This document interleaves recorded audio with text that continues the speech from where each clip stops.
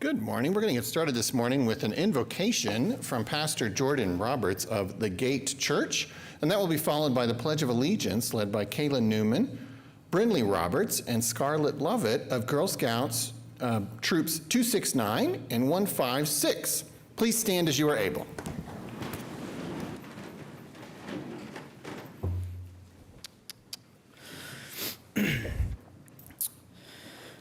Heavenly Father, thank you for your guidance and presence in this chamber today.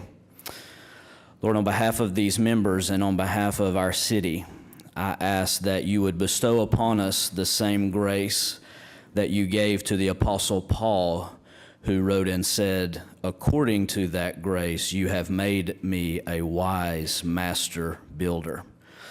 Lord, I also ask, according to your word, that it's your joy that will be the strength of the leaders in this room as they seek to build and develop the future of this wonderful city. Lord, I ask, thirdly, for a special blessing for this city to keep us safe and to lead us into a bright, prosperous future. And Lord, I'll ask, since I know that Oklahoma City is one of your favorite cities in this wonderful nation, that you show special favor to the Oklahoma City Thunder and that they go all the way. In your name we pray. Amen.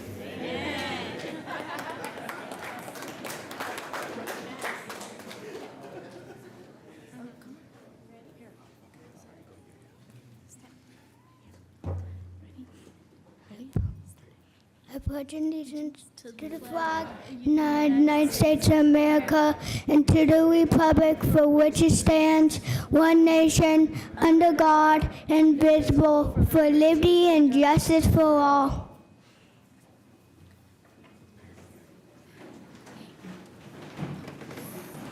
Well, thank you, Pastor Roberts, and thank you, Kayla, Brindley, and Scarlett.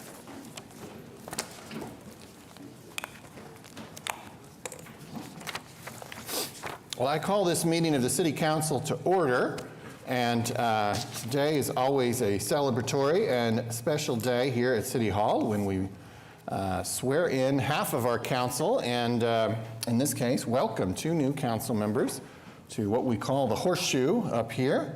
And so we're going to handle that now up front, and we're going to do it in order of ward, and so we will begin with Councilman Bradley Carter. You cheated. You went up here first.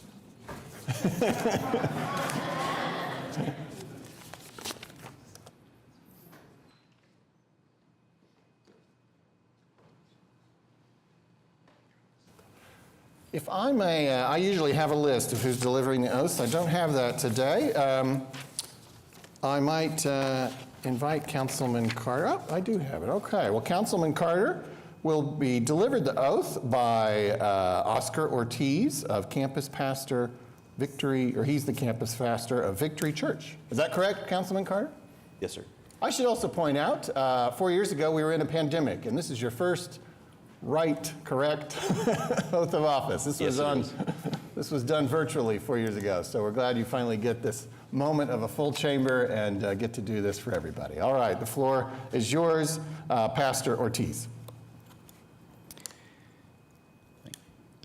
I, Bradley Carter, do solemnly swear that I will support, obey, and defend the Constitution of the United States I will support, defend, and obey the Constitution of the United States and the Constitution of the State of Oklahoma, and the Constitution of the State of Oklahoma, and that I will not knowingly receive directly or indirectly and I will not knowingly receive directly or indirectly any money or other valuable thing any money or other valuable things for the performance or non-performance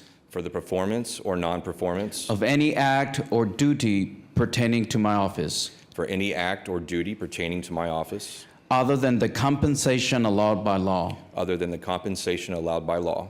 I further swear I further swear that I will faithfully discharge my duties I will faithfully discharge my duties as council member of Ward 1 of the City of Oklahoma City of council member of Ward 1 of the City of Oklahoma City and trustee of the Oklahoma City Municipal Facilities Authority. and trustee of the Oklahoma Municipal Facilities Facilities Authority. Authority And the Oklahoma City Public Property and the Oklahoma City Public Property Authority. To the best of my ability. to the best of my ability. Congratulations. Thank you very much.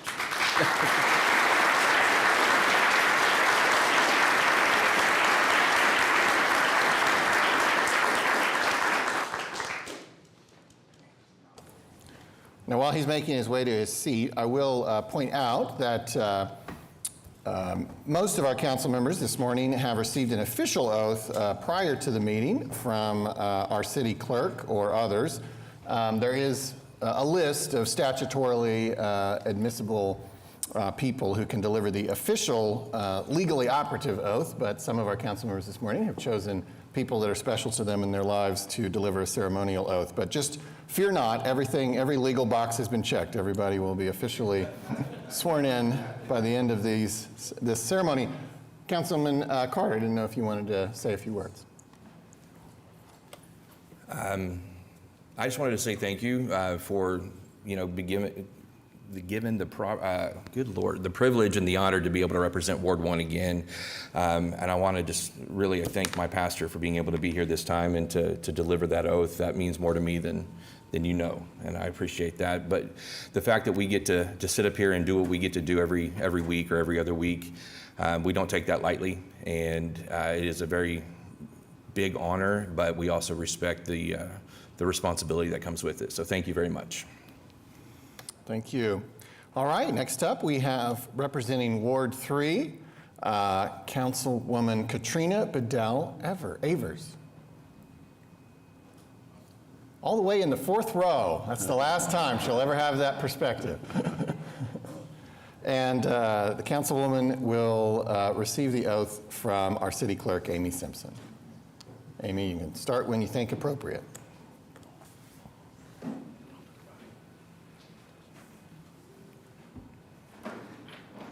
Can you raise your right hand? I, Katrina Avers, I, Katrina Avers, do solemnly swear do solemnly swear that I will support, obey, and defend the Constitution that I will support, obey, and defend the Constitution of the United States of the United States and the Constitution of the State of Oklahoma, and the Constitution of the State of Oklahoma, and that I will not and that I will not knowingly receive directly or indirectly knowingly receive directly or indirectly any money or other valuable thing any money or other valuable thing for the performance or non-performance for the performance or non-performance of any act or duty pertaining to my office, of any act or duty pertaining to my office, other than the compensation allowed by law. other than the compensation allowed by law. I further swear I further swear that I will faithfully discharge my duties that I will faithfully discharge my duties as council member of Ward 3 as council member of Ward 3 of the City of Oklahoma City of the City of Oklahoma City and trustee and trustee of the Oklahoma City Municipal Facilities Authority of the Oklahoma City Municipal Facilities Authority and the Oklahoma City Public Property Authority and the Oklahoma City Public Property Authority to the best of my ability. to the best of my ability. Congratulations. Thank you.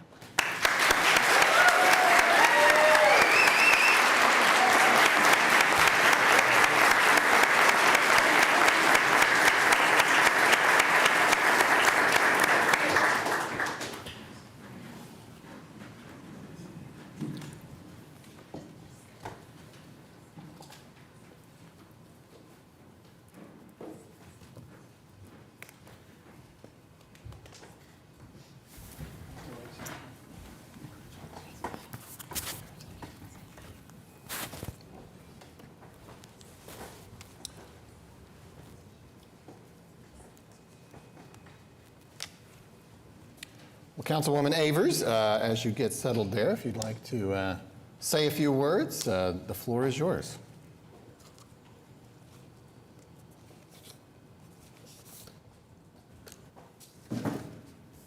Thank you, Todd. All I can say is thank you. I never imagined or dreamed of being on the horseshoe, and I am humbled by the responsibility. And when I make an oath, I'm committing to giving you my very best. So thank you for your support.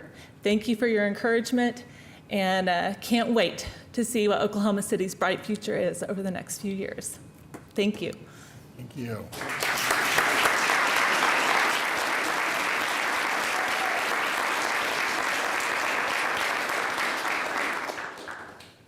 Okay, well, next up, we have from Ward 4, Councilman Todd Stone.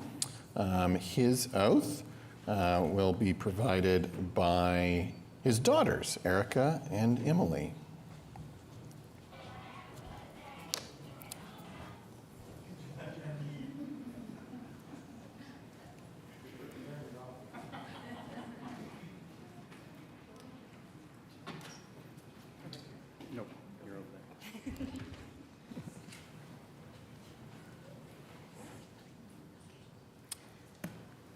Eric and Emily, just begin whenever you are ready.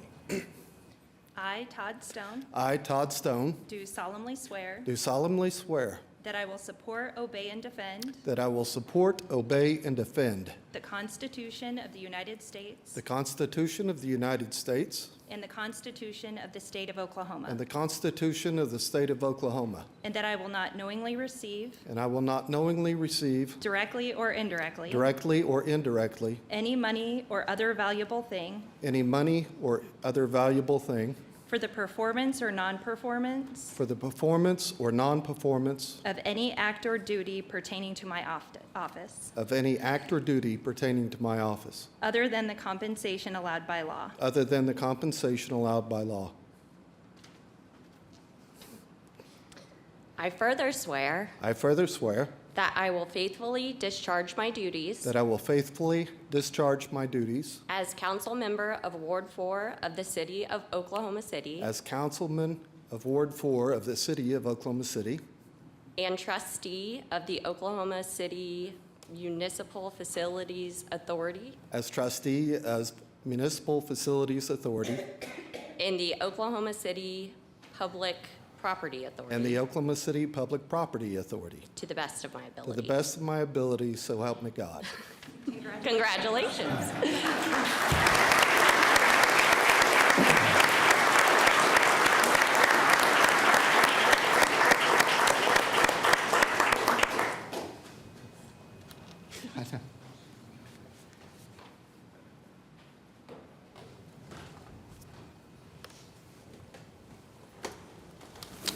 Thank you.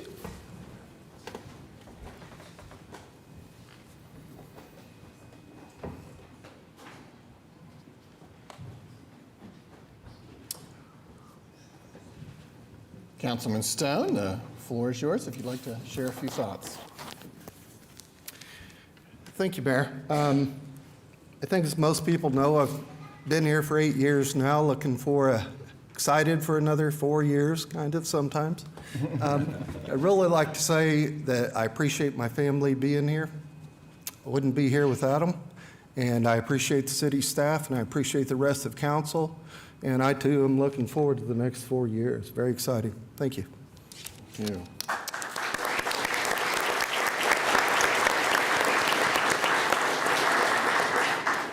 And finally this morning, our second new member of the council, representing Ward 7, is Kamal Pennington. And Councilman Kamal Pennington's oath will be administered by his parents, Carl and Cheryl Pennington.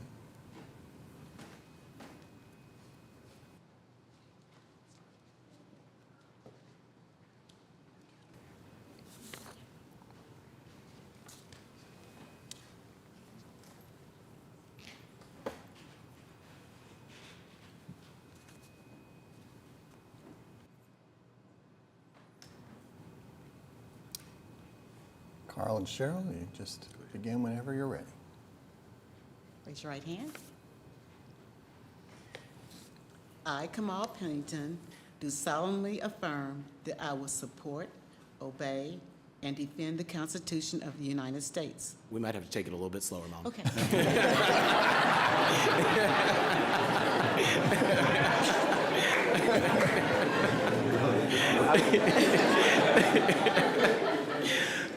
Let's try this again.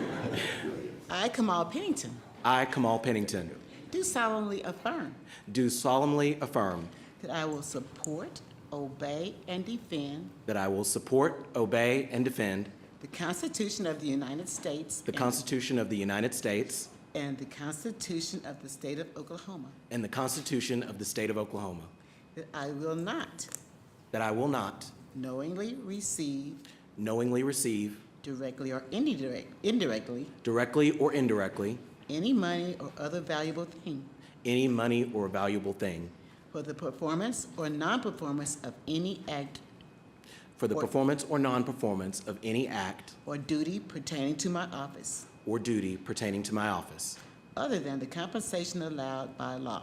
other than the compensation allowed by law.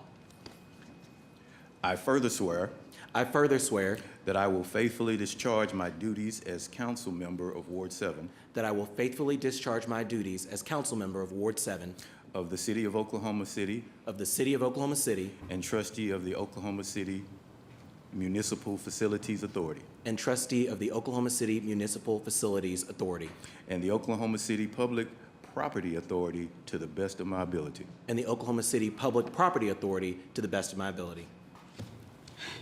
Thank you.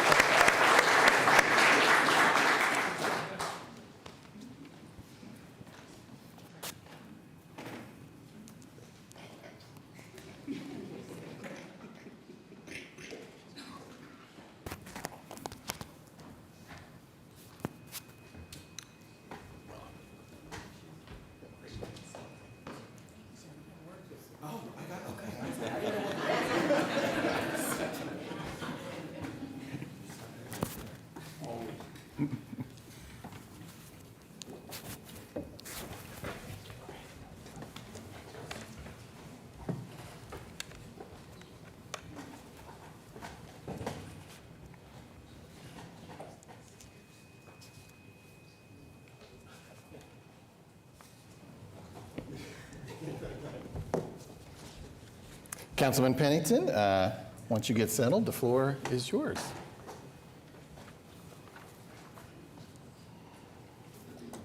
Thank you, Mayor Holt.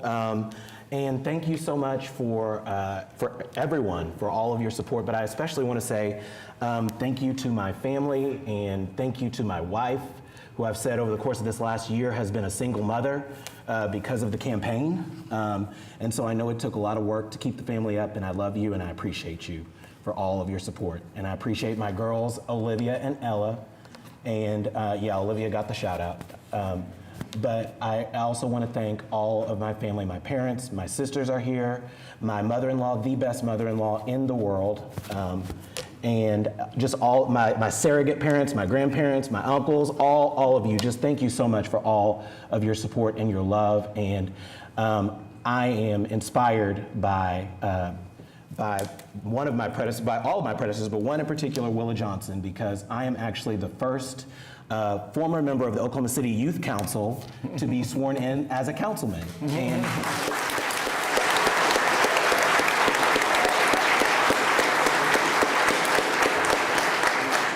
And I just think about how much Willa poured into to me the idea of service above self, the idea that we have to put our community first in order for us to make real progress.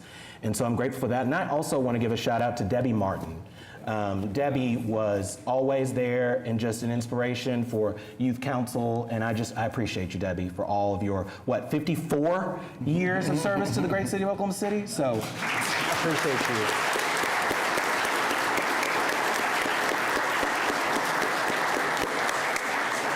And I'll say to my colleagues, I'm just grateful to serve with you and appreciate you all, so looking forward to it.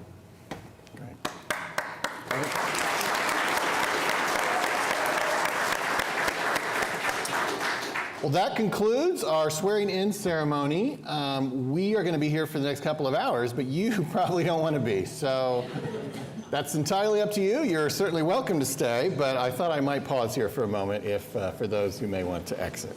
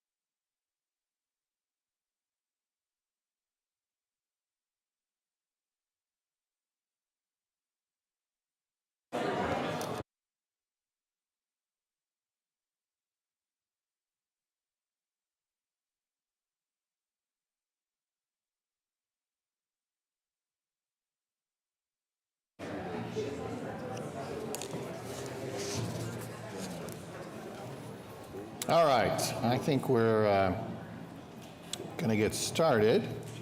So we actually do have one vote today.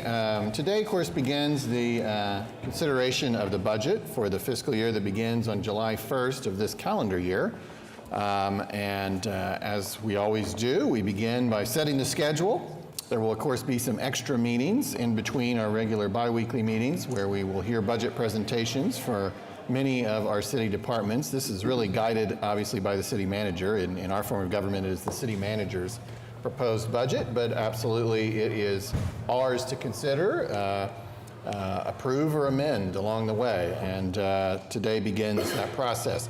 There is, as I said, one vote today at the beginning of this, and that is to basically call the hearings on the budget. And so we'll begin there with item 4A, a resolution setting public hearing dates of May 13th and May 27th, and setting June 3rd as the formal City Council public hearing on the proposed annual budget for fiscal year 2026. Is everybody logged in? Everybody's good to go? Okay. We have a motion and a second. Cast your votes.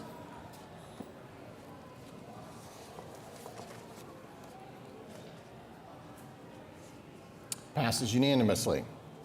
Now we're done with voting for the day. You can log out if you want. We're at item 5, presentations and discussion of FY26 proposed budget. And really from this point forward, for the most part, Mr. City Manager, the floor is yours. Thank you, Mayor. I really appreciate, I want to acknowledge the work by Chris York is here, our budget director, but also all the budget staff and all the departments. We have a few of the departments here today, the department staff that have worked on the budget, but really it goes broadly into the departments, and it's really by intent that the departments that are working on the front end, dealing with the issues, are the ones that make the proposals on the budget and prepare that. And I just appreciate all the work that they do, not only in preparing the budget to be presented, but also the work that they do in carrying out the budget and implementing the budget throughout the year. So Chris, thank you for your leadership and to your team and all of those that are involved.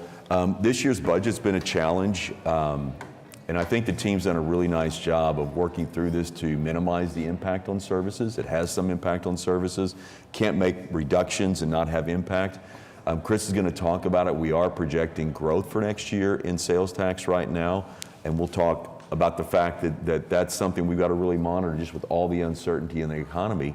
But our real challenge was in this current year, the growth we projected has not been recognized. And so that really set us up in the position where when we took our same service level budget and adjusted for things that we knew we already had committed to with pay increases and things of that nature, it set it at a certain level, and then the revenues where they were coming in was below that. And that's really why we have to make these adjustments in all of our assumptions. And so we gave instructions to the departments on their adjustments that they needed to make. Not all of those were taken. I mean, that's a starting point for us. Chris will walk us through the process, but again, I appreciate your support and understanding in this. It's one where we'd always like to be adding because our city's still growing even when our revenues aren't growing, but we do have to make adjustments to live within our budgets, and I just appreciate the discipline that we've had through the years to ensure that we stay within the budget resources that we have. And so, Chris, I'll turn it over to you, let you introduce, and then we have 3 departments that will introduce their budgets today. Yeah, thank you, City Manager. I would just like to echo your comments. I really want to thank my team that's here with me today. I've got Lori Hurd running the presentation in front of me. Behind me, I've got the rest of the budget staff in the back left from your view. We have Steve Akins, Jessica Looney, some of our other specialists. We have our Deputy Budget Director, Letitia Thompson. We have our analysts, Tiara Taylor, Nicole Tower, Billy Smith, Michelle Nance, Tratima Jackson, and Brandy Wolfskill. Really appreciate all their work in putting this document together for you. I will say there was some unintended symbolism of bringing this document to you after we complete the marathon, because there are many parallels I feel like the budget process has with running 26 miles. We've been working on this since about November, and so really appreciate all the work that you've done. Thank you, team. I also need to acknowledge our partners in the departments. We have a very collaborative process to develop the budget here in the city. The city manager pushes down this philosophy that the people engaged in doing the work should be engaged in developing the budget as well. And so that means that you don't need to be a department head or an ACM to be in a budget meeting. Those are occurring all over the city, and they have been since November of last year. And so really appreciate all of their work as well in putting this together. It's a heavy lift, both figuratively and literally. As you can see, we're near 700 pages here in this document. And then one last acknowledgement. I have to admit, we were saved by the print shop. They were flooded and their machines were damaged, and they still printed all of the budget books. They are unstoppable. So just really appreciate them for saving us this morning. All right, I will jump right into it here. So let's talk about where we're at in the process. Of course, we're receiving the introduction today. We'll receive presentations from Public Transportation and Parking, Parks and Rec, and Development Services. 2 weeks later, we're going to have another public hearing, and we'll hear from Public Works, Utilities, and Fire. We'll have another batch of presentations, the last batch of presentations, on May the 27th for Planning, Airports, and Police. And then, if everything goes well, we'll ask Council to adopt the budget on June the 3rd. We'll go live with it at the start of our fiscal year on July the 1st. Now, maybe as a primer for our residents, we'll just talk about where we're at in the overall strategic planning process. We're up there in that upper left quadrant at budget development, but really that's just the last step in a continuous process that really starts every year with the resident survey. We push out that survey to our residents and get statistically accurate feedback from them that then informs your council priorities. The council priorities are then distilled into long-term strategic business plans by each of our departments on how they're going to respond and achieve those goals that you set for them. And then really the budget process is just an annual snapshot of how we're going to achieve the next year's part of the strategic business plan given the resources that we expect to have. And that's where we're at right now. So here are our council priorities. These 7 priorities cover just about all the work that we do here at the city, and again, serve as our guide for the budget development process. I will note the icons over to your left there are found throughout the budget book, both its volumes, the performance supplemental as well as the main book, for areas, and they're out there in the margins for areas that are responsive directly to your council priorities. So be looking for those out in the margins as well as in the published book online, which we'll talk about in a moment. All right, jumping right into it. This is the bird's eye view of next year's budget. I'm going to start at the bottom there and just talk about the overall increase to the budget. So we are at $2.054 billion for next year, which is a 2.47% increase. Now, that really doesn't tell you the whole story. We need to step through the process a little bit to get us back to this number. So let me just orient you a little bit more. FY25 is our current adopted budget right there in the center. That's where we're at in the current year. And FY26 over on the right is the proposed budget for next year. We further have that broken up by general fund, which is our city's primary operating fund and pays for most of the services and staff that actually deliver those services to our residents. And you'll note that that one is contracting by about 0.5%, shrinking from $615 million in the current year to $611 million in the next year. I might take a moment just to talk about that 0.5% reduction, because you might be trying to reconcile that with what I told you at the budget workshop, which is with that we asked departments to take a 4.5% cut for most general fund supported departments, a 1.5% cut for our public safety departments. And neither of those numbers, if you do the math, will get you to a 0.5% cut, right? And that is because we start the budget with what we call same service levels. So FY25 we have in the column there, that is our last year's budget, but then we add all of the known cost increases to the budget to provide that same level of service in the next year. A good example of that would be, for example, if our labor groups have negotiated a wage increase, we will add that to the department's budget, knowing that we're going to have to pay for those costs to start the budget process, and then from there we ask the departments to take their cuts. So the departments did take their 1.5% and 4.5% cuts, but with the ins and outs, it doesn't work out perfectly. That in the right column, you can see that mathematically. When we broaden out our view to the other operating funds, we start including things like the public safety sales tax, the airports fund, the utilities fund, the drainage utility fund, and these are, again, other funds that are still paying for people and services. And you'll note that this one is actually increasing by about $15 million or 5%. And there's a couple of movers there. Police sales tax is going up about $1 million from prior year. Fire sales tax is going up about $3 million, but the big change here is the hotel motel tax fund increase that, as you'll recall, voters approved August of last year, moving from 5.5% to 9.25% for that hotel tax rate. And that's expected to generate about $7 million more in the next year, so about half of that increase that we're showing there in other operating funds. Now, other non-operating funds, we start looking at our capital-related funds. These are going to be your MAPS 3, MAPS 4, Better Streets, Safer Cities, Capital Improvement Projects funds. And this change of 3.39% increase is mostly driven by our MAPS 4 fund at $66 million of an increase. Other funds like the MAPS 3 that I mentioned, Capital Improvement Projects Fund, Better Streets, Safer Cities are all remaining flat or decreasing slightly. And so the net increase to our non-operating funds for next year is about $55 million. Now, I will pause there to give just a quick self-critique on municipal budgeting. We over-budget in our non-operating funds. That is just a known thing. We do it on purpose. It is for good reason, but I want to call it out for you because as we look at this, we do that for two reasons. One, on the revenue side of the house, we want to present our residents with what we reasonably believe that we're going to receive in the next year. So we budget all of the revenue that we expect to receive, even if we don't have an associated project that we're going to spend the money on next year. And then on the expenditure side of the house, we also want to give our project managers maximum flexibility to roll out these projects as they can. They're large scale, multi-year. They might need to encumber a purchase this year that they may not use for a couple of years. And we want to give them that flexibility to not have to come back to us for a budget adjustment or a budget amendment, just so we can get these projects rolled out as efficiently as possible. That does have the byproduct, though, of over-budgeting non-operating, and I'll give you an example of that. MAPS 4 in FY24, we budgeted $225 million. We spent closer to $100 million. But that nuance is particular to our non-operating funds. We are much closer in our general fund and other operating funds. I just want you to be aware of it. If I might amplify what you're saying for the media or anybody watching this, it can look like on this screen that we're going to spend $2 billion in our next fiscal year. you know for a fact we're not. You just can't say, you just don't know exactly how that'll turn out. But somewhere in here, you probably show some of our past year spending.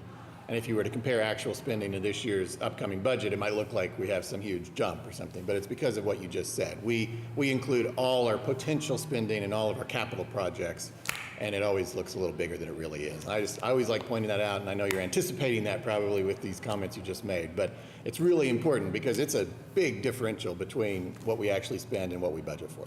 Yes, sir. All right. Now let's take a look at our overall revenue numbers for next year. This is where we start the budget with because these are the resources that we're going to have for next year, and this is what ultimately drives the budget. The largest recurring revenue source, of course, is taxes, and they total $897 million, or 44% of the budget. When we're looking at it in this view, that tax category includes things like property taxes for our debt service fund, which is about $107 million, and that goes to paying towards general obligation bonds. We also include our use tax at $106 million included in that category as well.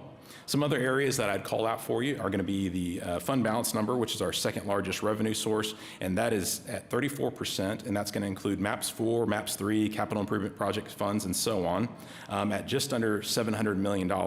And again, that is exacerbated a little bit because of that note that we just made earlier. That's why you see fund balance in this view, but as we move along, I'll note for you that it does shrink. Federal grants are down about $2.5 million from last year, but still account for about $87 million next year. And this just kind of continues the decline in grants. We saw about an $8 million increase this current year, and that's just as we taper off COVID programs like CARES Act, ARPA, and so on. Other revenue includes things like interest and lease revenue and other miscellaneous sources, and those account for less than 4% of our revenue at $70 million. So then we'll drill down a little bit to $930.8 million in operating revenue. And so this is where we've pulled out all of those capital-focused funds like MAPS 4 and Better Streets and Safer Cities, and this is really focusing on those funds that provide staff and services. Again, largest revenue source is still taxes, totaling $597 million, or 64% of the total. And then you can see that fund balance becomes a much smaller portion at just 4% because we have a policy that we do not budget fund balance to pay for operating expenses, and so it almost disappears off the screen here. Fees and charges account for about 28% of the operating budget at $259 million. And then transfers and other revenues such as interest are less than 4%, or $35.8 million if you put them together. So zooming in again to just the general fund, if we look at just the general fund specifically, it's going to match in large part what our operating distribution looks like, with taxes making up about 74% of the total. Sales tax accounts about 54% of that, or $330 million. Use tax is the second largest piece there at about $106 million. And so if you put those two things together, you're at 3/4 of the budget from just sales and use tax. And all of that is propped up by consumer spending. Other taxes are fairly small at about 3% and include taxes that we receive from the state, such as alcoholic beverage tax, gasoline tax, commercial vehicle tax. And those are collectively about $13 million, pretty small number. A pretty strong supporting number, though, is our franchise fees, which represent 8.4%, and that total comes from revenue we receive from utilities companies for use of our rights-of-way, and that comprises about $51 million of next year's budget. Fine and court costs total just at $8.6 million, or 1% of the budget. And then fees and charges are going to be building permits, admin charges, wage adjustments from the fire and police sales tax, and they make up 14%, or $84 million. And then finally, miscellaneous revenue includes interest and several other smaller accounts that represent just about 3%, or $17.9 million. All right, I've thrown a ton of numbers at you. Let me just pause here and talk about some of the assumptions that are baked into this revenue number. Now, as we discussed at the budget workshop, and the city manager just highlighted for us as well, the real issue here is that sales and use tax in the current year are not coming in as we projected. As a reminder, we built this year, FY25's budget, on about a 2% growth rate, and we are expecting to end this year closer to somewhere between 0% and 0.5%. So basically flat, no growth. And that already puts a significant hole in our budget. Good news is we're fine in the current year. We have strong reserves to pull from if we need those, but it means that we're growing for next year off of a smaller number. So when we look at next year, we have budgeted 1.86% as our growth rate. And I want to put that in a little bit of perspective for you, because historically we've seen about a 3% average growth rate for our sales tax. So if you just take this window that we're looking at, let's take a look at FY24, for example. We had a 1.4% growth rate. We just talked about the current year. We had flat. And then next year, we're at 1.86%. We're pretty far apart from what we have seen historically at 3%, just in this window of time that we're looking at. And that's what has caused us to have to seek out budget cuts in the last 2 years. Now, when we look at our supporting revenue sources, we are expecting growth there, but they're just not enough to make up for that largest piece of the pie that we talked about, that almost 3/4 of all of our revenue coming from sales and use tax. But franchise fees, we expect to grow at about 3% over the current year. Unfortunately, we're ending the current year a little bit under, about $4 million of what we budgeted. Licenses, fees, and permits are close to target in the current year, and so we are expecting some strong growth over next year, about 10%. Some of that's based on activity, but a lot of it's based on the fee study that council approved recently to implement, and those, as you recall, fee increases are going to come online over time, over the next 3 to 4 years, and so we've built those into our next year's and future years' projections. And then while we're talking about revenue and fees in general, I do want to put you on alert that I would expect council to receive some proposals on additional fee reviews over the next few months. Some of that is going to be related to that fee study that we already discussed.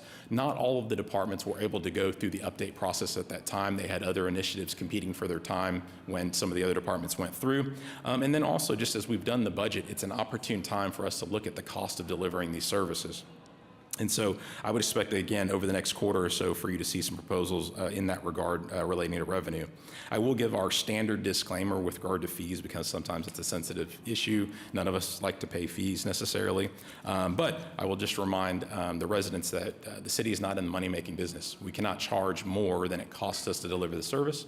And if we don't recover what it costs us to deliver the service, we are in effect pulling from other resources, those general funds or those general revenues like sales and use tax, to cover down on that fee that could otherwise be directed at your other priorities. All right, I'll move along here. So now switching to the expenditure side of the house, I'm going to move a little bit quickly through this because I think it's good reference material, but probably not very actionable. We have all of our expenditures back at the $2.05 billion number. And again, capital at this level is going to make up the lion's share at 33.6%, or $691 million, followed by personal services at 31%, or $643 million. Then other services at $381 million, or 18%, and then the pieces of the pie get smaller from there. Now zooming in to our operating expenditures, and you see personnel services, again, because this is where we pay for staff and services, grows to 68% of the pie, or 2/3 of what you're seeing here at $634 million, followed by other services at $171 million, then transfers at $80 million, supplies at 38, and capitals here shrinks to about $6 million. All right, so as we zoom into just the general fund itself, personal services is still the lion's share there at 67%, or $409 million. Other services is at about 27% and includes things like utilities, contracts for service, and our payments to COTPA, and that's going to be $165 million. And then we start getting smaller at transfers at $27 million and supplies at just $10 million. So now, if we switch to looking at the general fund by category, this gives us an overall view of kind of how we spend our money. So public safety, which is going to include police and fire, of course, is going to be the largest portion at 61%, or $375 million. Public services is the second largest at 19%, or $114 million, and it's going to include public works, development services, and the planning department. And then culture and rec is largely the parks department, but it also includes operating the Paycom Center, the Convention Center, our partnerships with Myriad Gardens, Civic Center, Scissortail, and so on. And it makes up about 12% of the budget, or $65 million. And then finally, you have your general government category, and that's going to be at 9% or $56 million. And that's going to include finance, the city manager's office, HR, IT, general service departments, and so on. All right. Now, I put up this very small print for you, really is a couple of talking points, but I don't want you to get bogged down on any individual number. If you're interested in the department's budget, there's a better way to look at that, in my opinion. I would direct you to Section C of the budget book, and that's going to give you more detail about the individual budgets that you're seeing here. I just wanted to bring this up to describe what we talked about earlier for same service levels. So as an example, if you tried to reconcile the 1.5% cuts to public safety, and you went to fire or police, and you read across that line, you would note that those both increased by $4 to $5 million, not a 1.5% cut, right? Again, this is the same service level, and in these examples, FOP bargained for a 3% increase to wages, IAFF bargained for a 5.4%, and so after the ins and outs, I just wanted to illustrate that point to you, is that that's how that works there. I'd also like to call out a couple of things that might have caught your eye. Parks, for example, looks like it's being decreased by $2 million, and that's a big number. Parks did make significant cuts this year, but it's not at $2 million. About $800,000 of that is behind the scenes related to chargebacks. That's where services are provided by other city departments, and we move funding around between them. And again, that's about $800,000. So the Parks proposed cut is about $1.2 million, still significant, but not quite the $2 million here. And then finally, you'll note non-departmental going down $10 million, which is a big move here. And non-departmental is our department where we store everything that doesn't fit nicely in another department. And it includes things like our salary reserve for cost of living adjustments that we expect might be negotiated for in the next year. And that is in large part what is being reduced here.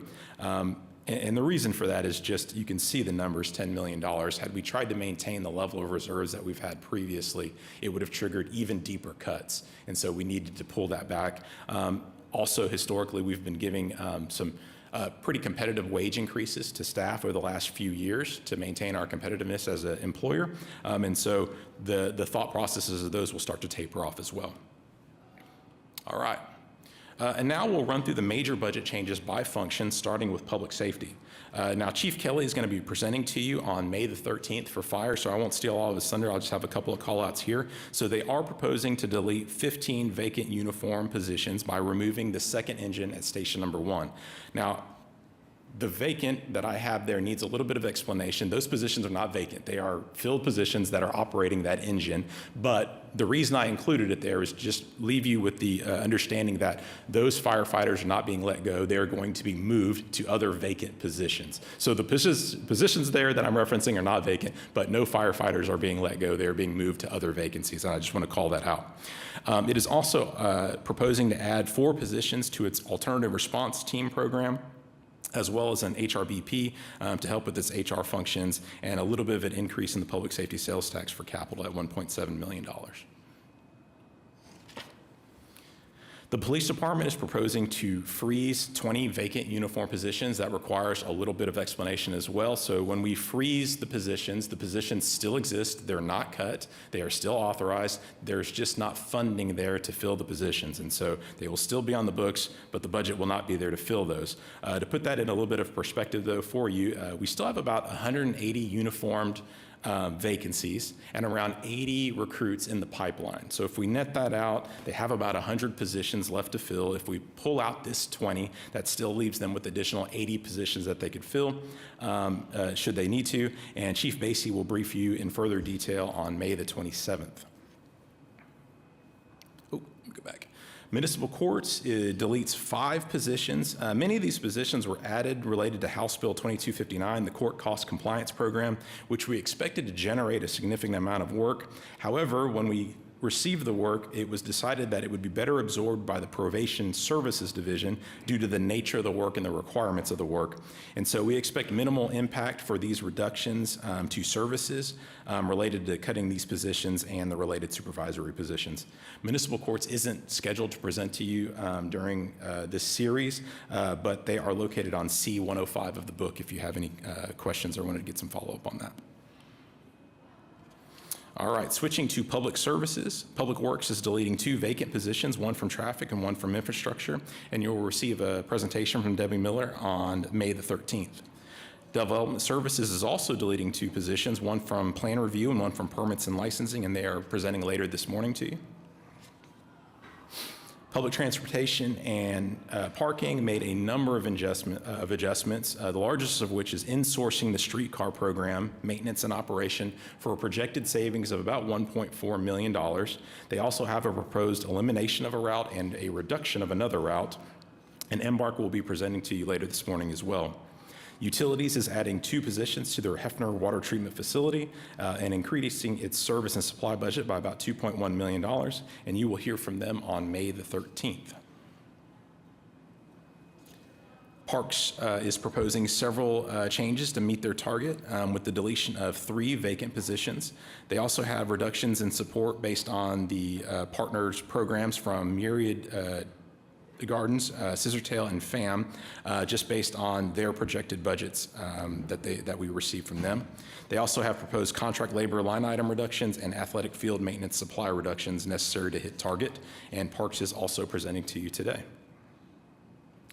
And then finishing up with general government, General Services is deleting 2 vacant positions. Likewise, Finance is also deleting 2 vacant positions, one in risk and one in accounting services. Human Resources Department is deleting a vacant public information and marketing specialist in the talent acquisition program. They believe that a lot of the work around branding and marketing for HR is largely completed, and so they don't expect to have a significant impact from the deletion. And then finally, Municipal Counselor is deleting a vacant legal secretary position to make their cut. So let's look at that spread out over time. So for next year, we are reducing budgeted funded positions by 27, bringing us down to 5090, but I do need to make the note for you that this, again, does not include the 20 police officer positions because those are just being frozen. So if we include those, the effective fillable budgeted positions would be 5070 in the next year. Now, if we break that out by department, this is what it looks like to give you a sense of what impacts there might be to services, to the various service areas. And I will just say, generally speaking, I think the departments did an amazing job of looking for everywhere they could to tighten the belt. With 1.5% and 4.5% cuts, I was expecting much larger impacts to positions. It's not good news, but I'm glad to see that it wasn't more significant than this. And this page can be located on page B30 of your budget book if you'd like to look into that. And again, it does not include the frozen police officer positions in the count.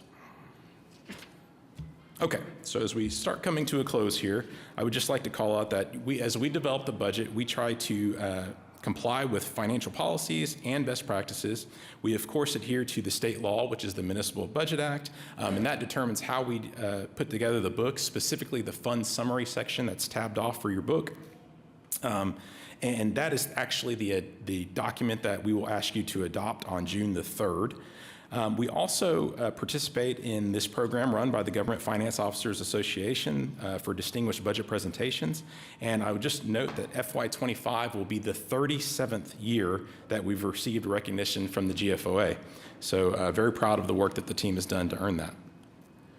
All right, now, I will give you just a brief tour of the budget book. We have them tabbed out for you here, but again, this year we have 2 volumes for you. The smaller volume is your performance supplemental, and that's going to have you your issues, strategies, and performance measurements by department. It'll also include any of those measures that are responsive to your council priorities. The larger book is going to start off with the introduction, which has a letter from the city manager talking about this year's budget challenges, some demographic information, and then it gets into the financial summaries. Financial summaries is that good high-level look at the budget for next year. Then we get into the departmental individual budgets, and that breaks it down by department, program, positions, and funding sources, so very useful to dig into individual departments. Then there's the fund summary, which again is the official budget that we'll ask you to adopt. There's a capital section in the back, and that's just a 1-year snapshot of the next year's expected capital spending. And then finally, we have the appendix, which is going to have our financial policies in there for you. Okay, so let's talk about how residents can engage with us. So we will use the same public comment process that we used over the last couple of years. The budget will be available on okc.gov today. And we're also starting our 20-day initial comment period. It used to be just the 20-day comment period, but our former Councilmember Nikki Nice always asked for that to be extended, and I think that's a good practice, and so we will continue to do that. So we'll have an initial comment period through that we will collect feedback, and I'll give you all the ways that residents can submit that, and then we will provide those for you at the May 27th council meeting. And then we will leave that process open and then provide you a last batch on the Friday before June the 3rd. So we have your schedule of department presentations, and I will just also note that the May 13th, 27th, and June 3rd will all come with public hearings, and so if residents prefer to speak on the budget here live, they're able to do that. So here's how they can submit their feedback. So last year, with the help of PIM, we stood up vision.okc.gov. It's intended to be open all year long, and we respond to comments out there as we receive them. There will be a specific subpage for the budget for this year where folks can go out there and take a look and leave comments for us, and we will respond to those. There will also be some resources provided. I'll give you a look at that in just a second. They can also email their comments to budgetcomments@okc.gov. They can even text their comments to the Action Center, or if they want to old school, write a letter to us and mail it in, they're able to do that as well to the city clerk's office address there. I should point out, attention budget office, the city clerk does not want all of our mail. And then let's see here. I'd just like to call out this vision.okc.gov.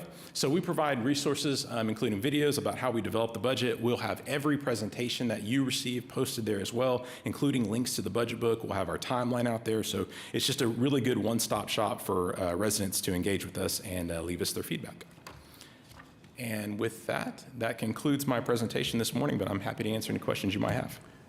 Yeah, Chris, I just appreciate all your work on this, and I do appreciate pointing out what we're doing with the portal there with the vision.okc.gov and the work that PIM's doing to help us with that, getting all that loaded in there. I did want to acknowledge as well the work of the departments. Chris had given a nod to the fact that departments work not only to try to minimize the impact on services, but also trying to minimize the impact on employees. That we were looking at vacant positions everywhere that we could, and departments really worked hard to do that, and I do appreciate that. So it had a minimal impact on our employees. When we do affect an employee, we do our best to try to find another position for them to land in. But I really appreciate that extra effort and appreciate, Chris, again, your leadership on this. And again, we'd be glad to answer questions on the overall budget. We will have the presentations on these three this week and then additional in the next few weeks. Thank you for your presentation. Thank you for your context, City Manager. I went back to my office to grab the 2024 resident survey because there was just something you said that really stood out to me at the start of your presentation, which is that, and help me understand this process, it sounds like the budget office and maybe the city manager's office, maybe department heads, do you all go to the resident survey? And so I heard you say, but then do you look at what so I just turned to page 76, and it said, which three of the items listed in question 1 do you think should receive the most emphasis from city leaders over the next 2 years? So you all go there, is that about right? We look at all, we look at all the feedback that we get. So we do focus on that, but we look at all the feedback that we get. I only mention it because, and this is just the first year it's ever clicked for me to dig into this. I think it was because of the way you began those comments. And I just made an asterisk of where in Ward 2, it's broken down by ward in this section. So all of you could do this. But it's broken down for those top 3 choices, and I went ahead and noted them. So it was condition of streets, which is more of a bond issue, right? Yes. Excuse me. But then from there, it was the number 1. So conditions of streets was how much here? 74.9%. And the only thing even close to that height is homelessness. Mm-hmm. And it's 87.2%. And so I'm going to be very curious during these presentations over the next few weeks, how we're responding to that number, because that, I don't know, that just seems that's a very, very high number.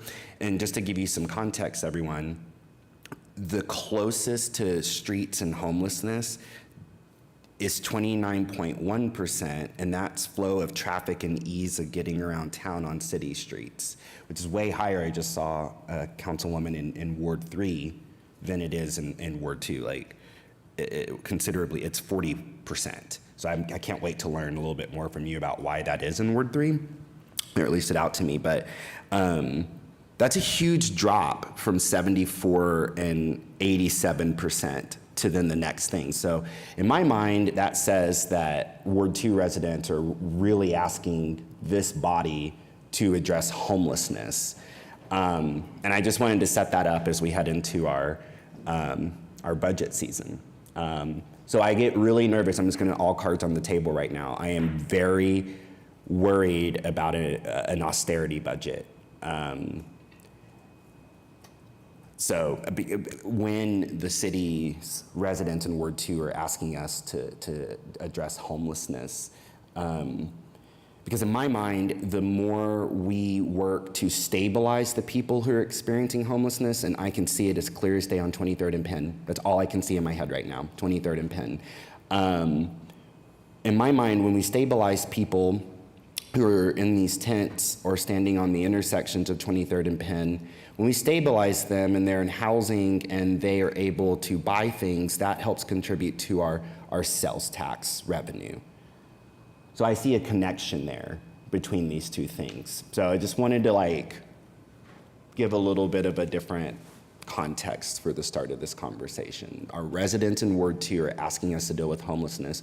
We're facing this budget shortfall when it comes to sales tax, and I see a way out of both things by stabilizing residents who are experiencing homelessness so they can contribute more to our sales tax coffers to help us not have to delete services. And I'm worried that some of the services that we're thinking about deleting are actually not going to help us address homelessness, but possibly exacerbate it. So I'd like to learn how that is and is not the case as we go along. So thank you. And maybe this is the place, because it is kind of the broadest look we'll take at this whole exercise, to say, I see clips from other cities. I've been following civic affairs at the municipal level in this country for 20 years, and we never seem to have the cataclysmic events here in Oklahoma City that I see in other city governments, where they're laying off dozens or hundreds of employees. It's just this seemingly endless roller coaster cycle. And I think that is a great testament to this team, which has a lot of continuity. And I mean, some of the people involved in this have been involved in it for decades. And our residents, though a year like this year, as Councilman Cooper just said, is not ideal, boy, it seems like it's a lot worse in other cities. And it seems that we've managed to have, especially based on a volatile revenue stream, we've had a very stable budget through the years and through the decades. And I think that's something we should never take for granted. And I just want to express gratitude for that. The conservative management of this budget and really non-political management of this budget through the years has allowed our residents to for the most part, count on these services and expect to see them year after year after year, and not see the yo-yo effect that I see in so many other large cities. Thank you. So next up, we have Public Transportation and Parking. Our Director, Jesse Rush, will present this budget, and we'll walk through each one of these, let them walk through their budget, give an overview of their budget, and again, have additional presentations that will come in the next few weeks. Jesse? Yeah, good morning. Good morning, Mayor, City Manager, Council. Special good morning to Councilperson Avers and Councilperson Pennington. Welcome aboard. Welcome to the Horseshoe. So my name is Jesse Rush. I'm the Director for Public Transportation and Parking. Do want to give a couple of shout outs. So really a huge shout out to our marketing team, Armando Reyes, our finance team with Christina Hankin, and our planning team, Chip Nolan, but specifically got to give a huge shout out to Ty Hawley here. So everything you're going to see today of this presentation is a handiwork of Ty. Really appreciate your artistic view of everything that we do. It's very, very exciting. Mayor Holt, I would like to address this, similar to what you did with public budgets. So we do the same thing when we're looking at public transportation budgets across the nation, And we're seeing the same thing. We are seeing a lot of folks that are dealing with much more cataclysmic budgets. So just specifically looking at LA Metro, they're looking at about a $700 million fiscal cliff that they're facing. And then a little bit closer to home in Kansas City, they're currently looking at the possibility of cutting funding, basically cutting their service in half. So it is dire out there. So we will walk through our budget today. So I'll be talking about our vision, some of the strategic initiatives that we've been working on, and then we'll jump into the budget. So moving along, I'll give this a shot. All right, it works. All right, so I did want to just kind of point out, just remind everybody who we are, right, as Embark. So we are a public transportation trust to the city of Oklahoma City. I wanted to remind everybody really the modes that we operate. So first, clearly, is our bus service. So that's our fixed route service. That's the big white buses that you see running down the road every single day. So that really started back in 1966 when the Central Oklahoma Transportation and Parking Authority Trust was established. And so that really allowed us the opportunity to manage the public transit and public parking back in 1966. Next up on the list here is our BRT, or our Rapid Northwest, and that, of course, was launched in 2023, December of 2023. And then next is our OKC streetcar. That was launched in December of 2018. Mentioned parking already, and then our Oklahoma River cruises, or our ferry service that we operate on the Oklahoma River. That was launched in 2008, about 4 years after the MAPS program established the Oklahoma River. And then finally, our Plus program, that's our ADA service, complementary to our fixed route and our transit services. That was started in 1982, full 8 years prior to the passage of the ADA program in 1990. So we were ahead of the curve there.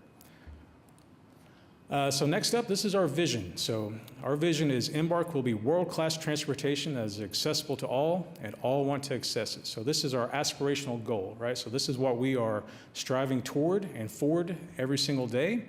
And I wanted to point out some of the initiatives that we have started to really get us there. So the first one being create a great place to work. We'll talk more about that coming up. And then the next being enhancing the status, use, and understanding of our services. And then finally, preserving the confidence of the board and city. So when we reference the board, that's the COPTA board, and we reference the city, that is this body, the city council, but it's also our customers that use our service every single day. All right, so our very first initiative is create a great place to work. So when I think about creating a great place to work, for me specifically, it's exactly that. It's coming to work to a place that I love and enjoy working with the folks. And so we wanted to make sure that we did that across the board. So some of the programs that we have started 5 years ago, we actually kicked off what's called our roadmap. And so this is the brainchild of our former director and current assistant city manager, Jason Fairbrush. And so this really kicked off our momentum moving forward. And so we've been working on this for the past 5 years. We've got our 5-year anniversary coming up later this year, November 16th of 2025. And it really set us on a path, right? It set us on a path of growth.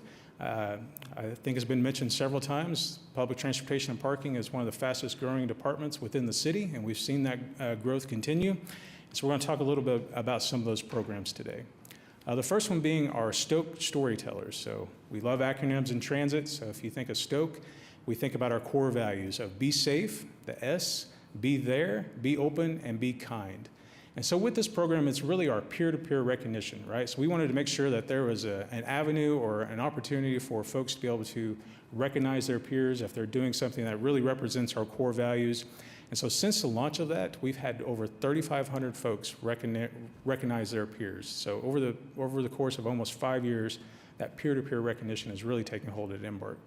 The next little caveat there is we've had 72 Legends of the Quarter. So every quarter, we gather the folks up, and if you were nominated, we identify 5. So there's 5 different categories, and so every quarter we identify 5 legends, and then work toward our Legends of the Quarter. And then finally, Legends of the Year. This is the folks that just really step up and really emphasize those core values. Our previous winner here is on the screen, Mr. AJ. So as you can see, always a smiling face and just a joy to be around, and really appreciate the opportunity to do that peer-to-peer recognition. All right, next up is our culture compass. So this is really through the gauge survey process, we realized that folks needed an avenue to be able to communicate with leadership. Let's face it, sometimes frontline employees are nervous or apprehensive to communicate directly with leadership. And so we really set up this culture compass. This is a volunteer opportunity for staff to come in and get together and talk about Embark as a whole. And it's really that pathway between what's going on the front line and leadership. So since the launch of this, we've had a lot of great input. I'd like to point out here that with the Culture Compass, we had a 200% increase in our gauge survey participation. That's huge for us, right? A couple of things that came out of the Culture Compass, though, that I want to specifically call out. So first is new safety barriers on our buses. So with our BRT buses that rolled out, if you've ridden the BRT bus, they have this real heavy-duty bus barrier for our operators, right? And this was a brand-new thing that came out. And through the Culture Compass, we heard from our operators that we really, really would like to have these on our existing bus fleet, right? And so what we did was we actually piloted a program here in Oklahoma City, first in the nation, to retrofit our existing bus fleet with these bus barriers. So really want to give a shout out to Dennis Fry, our facility and maintenance manager, to really pilot that program and bring that to Oklahoma City first. And then we're starting to see that come across the entire nation. So what has happened with that? So we have actually started outfitting our newest fleet, working our way all the way backwards. And we are happy to report that at this time we have over 25 buses with those brand new bus barriers. The next item here was added security on select routes. So we partner with the city manager's office to add security on our systems. And this really hit home with our staff to making sure that they felt safe when they're out there operating our system.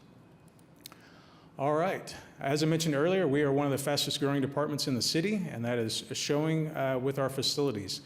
So if you're familiar with our headquarters there at 2000 South May, we quickly outgrew that. I'll talk a little bit about that here in just a second, but we had an immediate stopgap that we had to do. So one of the things that we did to try to maximize space for folks that are coming on board was we worked at the Santa Fe Depot to do a remodel. ACM Fairbrush mentioned this last year. It was right before we were about to start that remodel and move in. It's happy to report that we have completed that remodel, and we now have staff working out of the Santa Fe Depot. That's relieved some of the stress there at 2000 South May. And so with that, we've actually been able to move forward with a remodel at 2000 South May. So this is about 17,000 square feet of space that we've been operating out of since the late 90s. As we've grown, we've started to take over more and more of that building, and now we occupy the entire facility, the full 17,000 square feet. Now, it has not been efficiently laid out. So we've added offices as we've grown. We've added people into offices as we've grown. We currently have several offices that have 3 people operating out of those offices. We have offices that are 20 by 20, and we have offices that are 10 by 10. So with this remodel, we'll be able to really maximize the space of that. This is a little bit longer term stopgap with the hope of being able to look at the possibilities of building a brand new headquarters with the GO bond election coming up. But I wanted to point out some of the highlights here. So we will be building a brand new training room that will be able to house almost 50 folks. So we do a lot of coordinates programs. That's our all hands meeting. And we'll be able to, we've currently have to do that off-site. With the remodel, we hope to be able to do that on-site. Brand new break room for our operators and staff. And then also the top right rendering there is our front entryway. So very excited about that remodel kicking off here in about 2 weeks. All right, so our next initiative is enhancing the status, use, and understanding of our services. So when we think about that, that's a couple of things. So it is specifically, it's maintaining our current customer base, but also making sure that we're reaching out and trying to build our customer base. And then it also ties back to our brand. What do people think about when they think about Embark? And so some of the things that we've been working on to address that, the first one here is the construction of the First Americans Museum Landing, or the FAM Landing. So we received some federal dollars, some ARPA funding, and then we also received a local match contribution from the Ocana Resort to help build this FAM Landing. On the left side there is the rendering, and on the right is an aerial shot of about 2 weeks ago. And so we're anticipating this launching later this summer, so looking forward to that.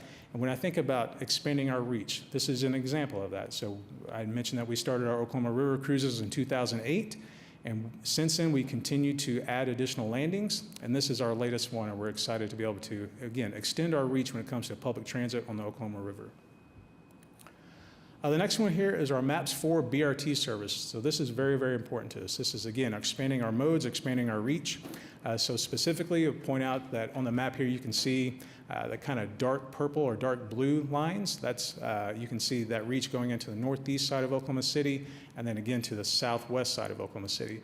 And so what's important about the MAPS 4 BRT is that with the implementation of the BRT, we're able to repurpose and reallocate our existing fleet and our existing routes. We've seen that with the launch of the Rapid Northwest along Classen. So we were able to reallocate some of our resources that were already operating on Classen and distribute those to other routes to be able to improve our frequencies. So we're looking at launching this later in 2028. And again, we're partnering with MAPS 4 to be able to bring this to Oklahoma City. It'd be remiss of me to not also point out that with the launch of the BRT, we'll also be looking at bringing microtransit to these areas, right? Specifically, the northeast side of Oklahoma City being the pilot program for that microtransit program. And then one other partnering with MAPS 4 I wanted to point out is that it was mentioned earlier about being able to get around Oklahoma City quicker and faster. And so we are in the process of working with MAPS 4 to bring on what's called Transit Signal Prioritization, or TSP. And so really want to give a huge shout out to Michael Scroggins in our IT department is helping really kind of pilot that and bring it forward to Oklahoma City.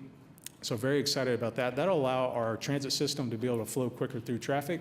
So what that is our fleet will get the green light, or if it's red, it'll switch to green, or if it's green, it'll hold that green, and we'll be able to move quicker through traffic. All right, the other one here is very exciting for us, the MAPS 4 bus shelters. So on the left there is an image of a recently completed shelter, and you'll notice several amenities. So first, clearly being a shelter, and then next being, it's a lit shelter, right? So that adds to that feeling of security. We have trash cans and bike racks at all of our new bus shelters. And part of that is also making sure that we have that connection. So we want to make sure that we have that ADA connection to the nearest intersection, including sidewalks. So very excited to be bringing that to you. But I wanted to show you a little bit of history of shelters in Oklahoma, or bus shelters in Oklahoma City. So all the way back in 2014, it really became a strong initiative that we wanted to bring more shelters to our system. So if you notice there on the left, that little gray there, so back in 2014, we had about 60 of our total of 1,357 bus stops that had shelters. So very, very small percentage of our bus stops had shelters. We continue to make that a growth opportunity and initiative. And so we specifically were able to bring 167 additional shelters to our system. And then partnering with MAPS 4 in phase 1, we added an additional 140 shelters. And then finally, with another program with MAPS 4, we recently received a $19 million RAISE grant. That's huge. That's going to be able to allow us to add an additional 360 shelters across our entire system. So bringing our entire network of 50% of our bus stops having shelters. And that's huge when you look at the national average. Again, the national average being about 30% of transit stops having bus shelters, and we're going to have just a little over 50% of our bus stops having shelters. So very excited about that, and excited for that partnership with the MAPS 4. All right, so talking about never stopping. So one of the things that we wanted to point out is some of the things that we do to make sure that we are providing the best service that we possibly can. And so the first thing we wanted to point out is during winter weather.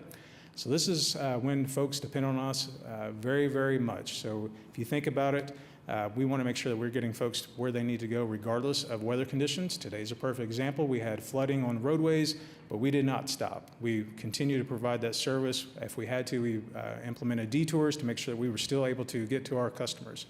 But specifically, I wanted to talk about winter weather. So one of the things that we've done is we partner with the planning department, and we partner with the day shelters and night shelters. So if you think about it, anytime that it gets below 32 degrees, these day and night shelters are activated. So this gives an opportunity for folks that are unhoused, an opportunity to get in out of the weather and go to these shelters. And so what happens is, if you're unhoused and you're in a day shelter, In the evening time, they have to shut down that day shelter to prepare for the next day, and they open up the night shelters. Well, if you have to leave the day shelter to go to a night shelter, how do you get there? So we partner with the planning department, and we basically have a shuttle service that goes to the day shelters. We'll pick folks up, and we'll transport them to the night shelters, and then we do the vice versa in the morning, picking folks up from the night shelters and taking them to the day shelters, making sure that they're able to get in out of the weather, out of the elements, and be able to stay safe during the day. All right, another thing that we've partnered with, so I think folks are familiar that the Prairie Surf area and the garage underneath that is going away. And so that is about almost 1,000 parking spaces that's going away. And really want to give a shout out to Corey Hubert in the parking division, really coming up with some ideas and plans to be able to make sure that we still maximize parking availability to folks that need it downtown. So one of the things that we did was we partnered with the Thunder to provide these shuttle services. And so with that Prairie Surf arena going away and those almost 1,000 parking spaces going away, we wanted to make sure that folks still had a place to park if they were going to a Thunder game. And so we opened up our Arts District garage and our Sheridan Walker garage just here on the corner. And so if you park in one of those garages, you're able to show your parking ticket, essentially a park and ride, and you're able to use our OKC streetcar or our shuttle service and take you straight to the front door of the arena. And so we do that 2 hours prior to the game and 2 hours during the game and 2 hours post-game, be able to get folks where they need to go. So I want to talk specifically about the ridership here. So on our streetcar, again, this is essentially a loop that takes people from the Myriad Gardens to the arena stop. We've seen almost 3,000 folks use that since we implemented that earlier this year. And then on our rapid, total ridership on that being a little over 6,300. So why is this important? Why are we making this initiative? Well, let's make a point that usually these folks might be folks that have never used public transit before, right? And so we wanted to make sure that we show how easy it is to be able to use public transit, to be able to hop on a bus and be able to get where you need to go. And so we're very, very proud of that. Our total combined ridership for this program being just a hair over 9,000 folks have used it so far. And we're continuing this program into the playoffs and hopefully into the finals.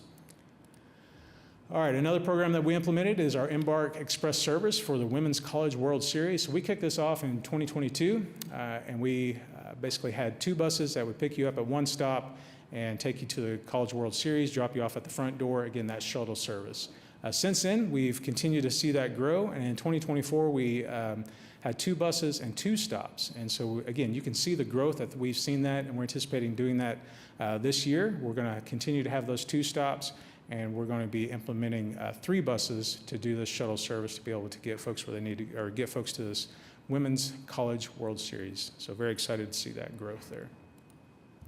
All right, so I wanted to really kind of take a pause here and really focus on this slide. So what people are saying. So Councilperson Cooper, you had mentioned the resident survey, and that's fantastic that we have folks looking at that. And I believe public transit ranks very highly on that resident survey, but this is our customer survey. So this is folks that use our service every single day. So that's why this one is so important to us. And so I wanted to point out, really kind of get you oriented on this slide. So on the right there is a graph that kind of shows what we're going to be talking about today. So in blue is our fixed route customers, what they're saying. Chartreuse, that's our rapid color. That's that greenish yellow color there in the middle. That's what our rapid folks are saying, our customers are saying. And then in the gray there is the national average. So if you take a look at that, safety while riding the bus route, our fixed route customers are saying 81% of them are feeling satisfied or very satisfied with the safety while riding the bus route. National average being 42%. And then on our Rapid Northwest, 89% of our folks say they feel safe while riding the bus route. Then just working our way across there to the right, safe operations of our buses. That's a huge shout out to our bus operators. So 80% of folks say that they feel safe while safe operations of the buses, and then 90% on the Rapid Northwest, and national average there being 73%. Safety while waiting at a bus stop, again, contributing back to our implementation of more shelters at our bus stops. 76% feel safe while waiting at a bus stop, and then 86% of our Rapid Northwest feel safe while waiting at a bus stop. 35% national average, exceeding the national average. So very, very proud of what we've been able to do there. And then finally, safety at the transit center. We are setting out about 75% of our folks say they feel safe while waiting at the transit center. Unfortunately, there is not a national average for that. So we want to make sure that we track that, and we are going to continue to do that. All right, so continuing on that, so this is more overarching what people are saying. So just total customer satisfaction when looking at our system. So on the OKC fixed route, we are sitting at about 77%. OKC streetcar sitting at 96%, and then the Rapid Northwest sitting at 92%. And then if you take a look at our entire national average, sitting at 58%. So very, very proud of what we're doing here in Oklahoma City, and that is thanks to the support of this council and our board, our COPTA board, to be able to do the initiatives that we have talked about earlier and what we're going to talk about later to be able to get to these customer satisfaction results. I did want to point out Chris Tatum there with the ETC Institute. So he does these surveys across the nation. And one of the things that he pointed out when he presented to our board was that I just want to read his quote here. It's clear from the results that Embark's recent transit improvements, like the addition of Rapid Northwest and the update of all route schedules via OKC Moves, made a positive impact on customer satisfaction. So again, this is Chris, who does these surveys across the nation, saying that about what we do here in Oklahoma City. So again, thank you to this council for being able to help provide the support that we need to be able to do this. All right, human services. So this is our mobility management program. Huge shout out to Dr. Dillon, who manages these programs. So these programs help fill in those gaps, right? When you think about our fixed route, Rapid Northwest, our Plus program, our mobility management program really helps fill in those gaps. So I wanted to point out a couple of them here. So first being our Climb Ride child welfare program. This is a nationally recognized program. We've had several other transit agencies actually reach out to Dr. Dillon about the possibilities of how we could help them implement that in their cities. And so what that is if you think about folks that maybe have been separated from their children, oftentimes you have to go to a court-supported system to be able to go to classes, to be able to reunite with your children. With this program, we provide transportation services to those court-appointed services to be able to help folks get reunited. And we've seen a huge growth with that and huge support. The other one I wanted to point out here was our Embark Well program. So this is a program that we implemented a few years back that transport senior citizens to health and wellness centers, specifically YMCAs and MAPS 3 program or MAPS 3 wellness centers, and we've seen that continue to grow, and we're very excited about that. All right, so we're going to talk ridership. I'm going to move a little bit quicker here, see if we can get this wrapped up so we can take some questions. So specifically wanted to look at our ridership across our different modes and the growth that we've seen. So you'll notice the icons there at the top help kind of show which ridership we're looking at. So very first there are bus and rapid. So this is our bus network. We combined our fixed route and our rapid ridership. So with FY25, we're projecting, again, April, May, and June are estimated, but we're projecting to be just a little over or almost 3.2 million folks using our bus and Rapid Northwest system for FY25. 288,000 folks using our streetcar system in FY25, nearly 10,000 folks using our Oklahoma River cruises, a little over 50,000 folks using our Plus system, and then 142,000 folks across the board using our mobility management system or programs. So just want to take a look at the growth that we've seen across our different modes, right? So 6.4% growth in our bus and rapid, 23% growth on our OKC streetcar, nearly 10% growth over previous year with our ferry. All in all, we're just continuing to see growth in all of our different modes. And if you take a look at FY25 compared to FY24, all modes considered, we're seeing about a 7% growth on all modes and almost an 18% growth if you look at FY25 projected to FY23 ridership. So very proud of the continued growth that we're seeing there.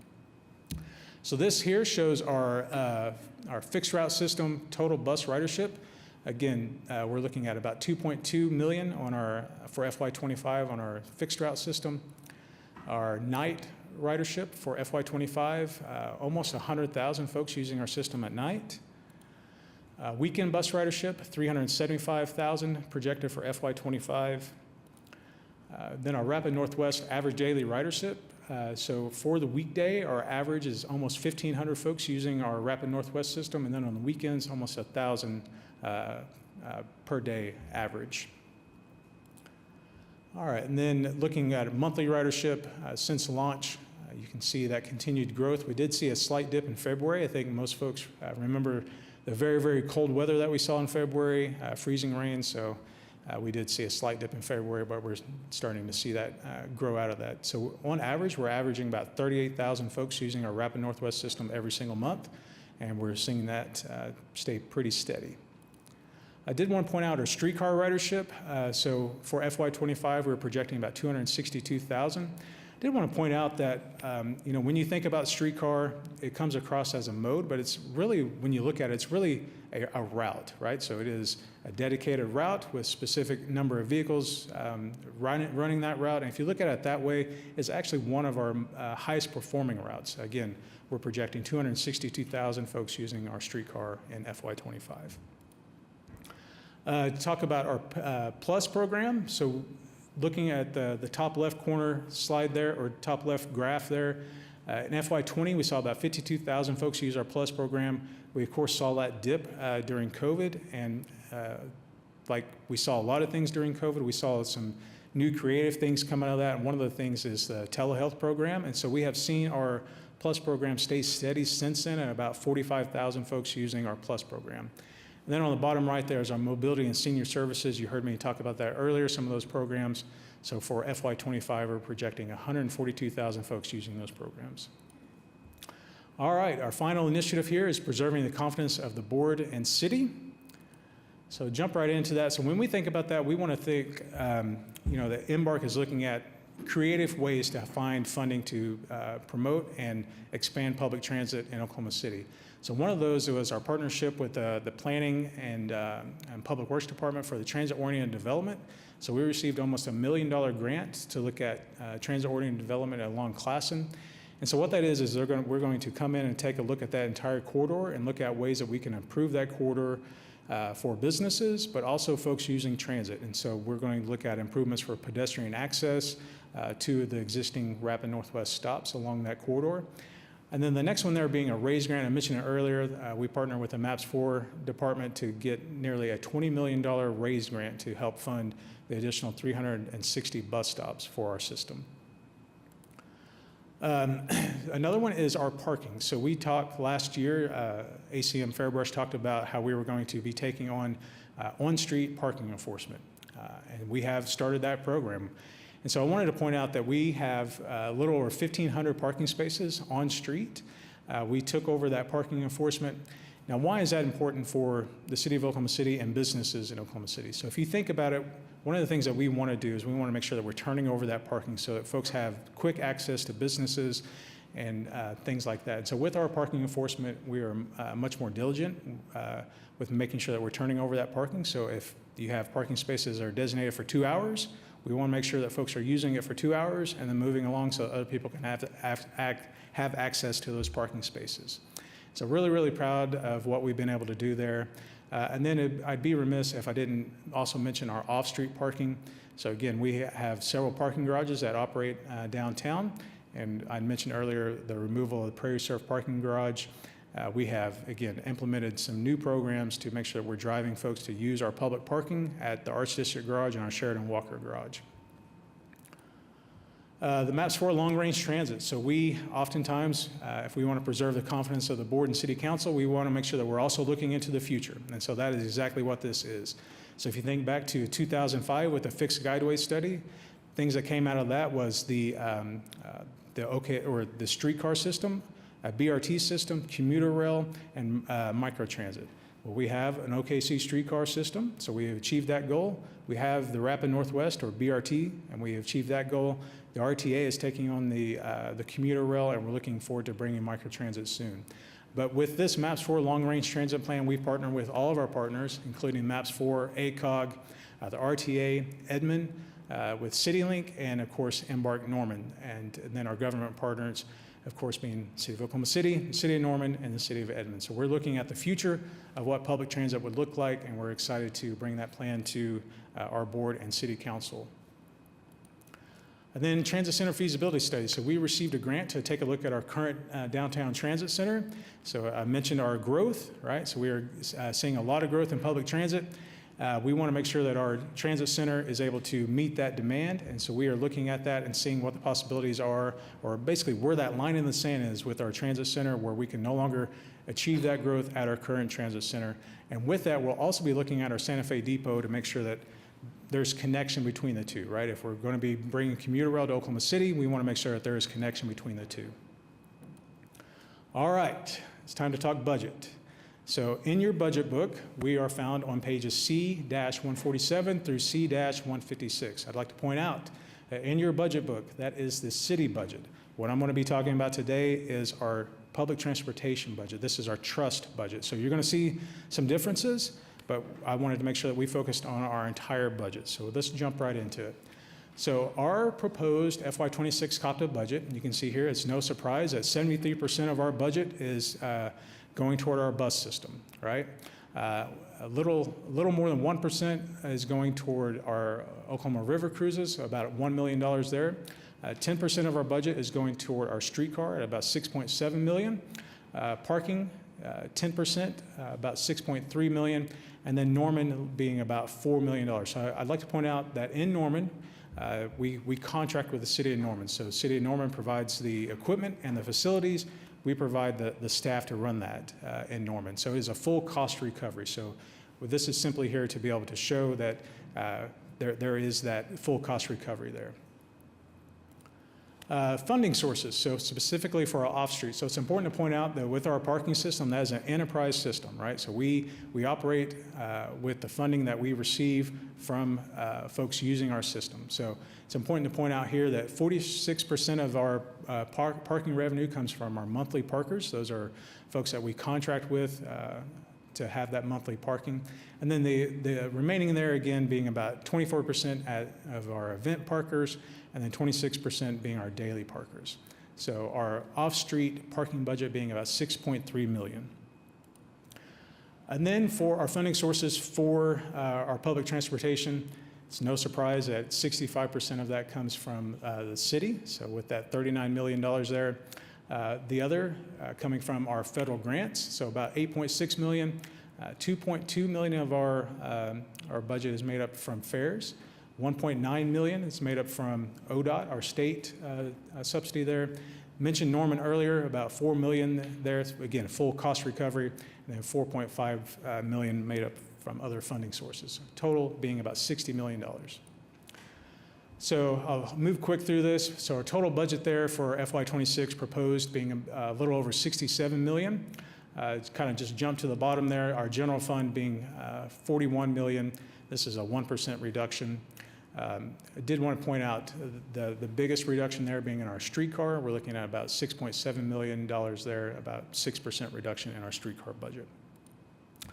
All right, major budget changes. So this is the main point here. So about $1.4 million budget change there is going toward our changes in personnel related costs, such as salaries, merit increases, things like that, health insurance and other benefits.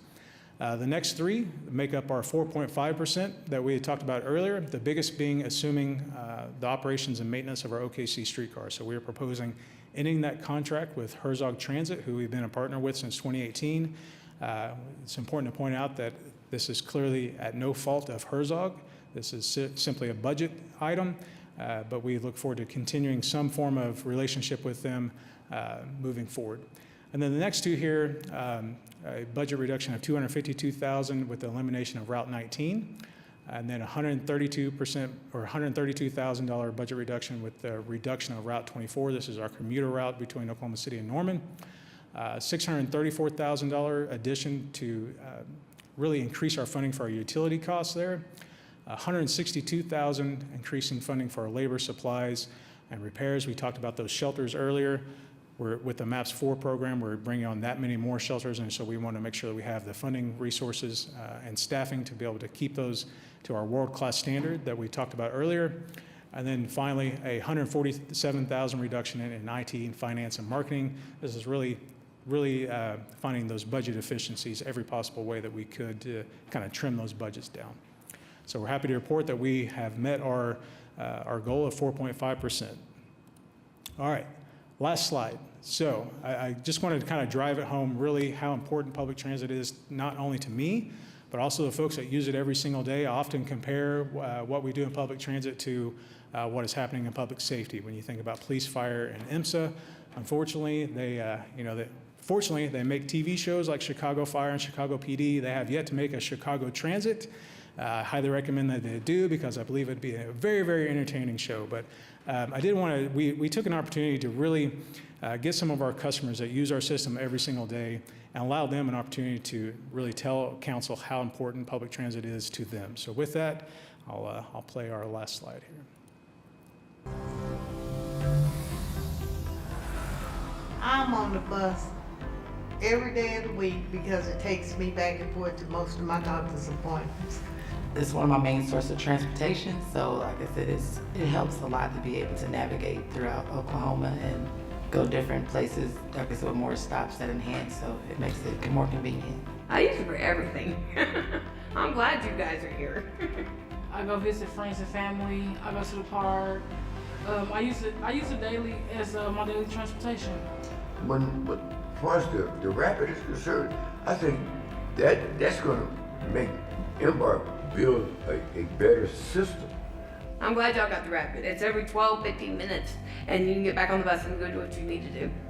It was very fast. It was very friendly. I didn't have to wait long on the bus.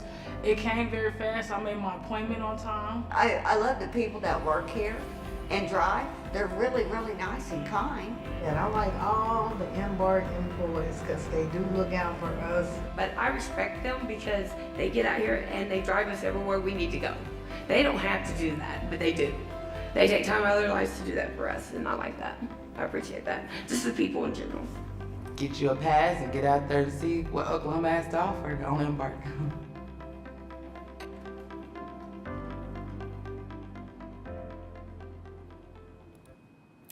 All right, that concludes my presentation. I'd be happy to take any questions. Thanks, Jesse. Thank you. I have Yeah, please go. Well, one, I want to say, Jesse, thank you for the presentation. Appreciate it. It's great to learn how valuable this service is and the great work that we're doing. But I do want to point out the recommended cut to Route 19 that's going to, which is in my ward, far east Oklahoma City, and express my concern about that. And I, one, want to thank you for having a community meeting that we had one last week. I appreciate that. You took some very tough questions, and I appreciate that with grace. And we're going to be again together at the Menace Lakeview Community Center this evening, hearing again from our neighbors who are affected by this. I think, and this occurred in our conversations about this, I understand that the city is trying to make a logical decision in eliminating a route that gets the least ridership. That makes sense. I understand that. My concern with that, though, is that we're targeting an area that has less population density, that has at low incomes in a lot of these parts, and so it's almost like we're taking the people who are least prepared to deal with a significant change and then making them have to pay the price for our budget cut.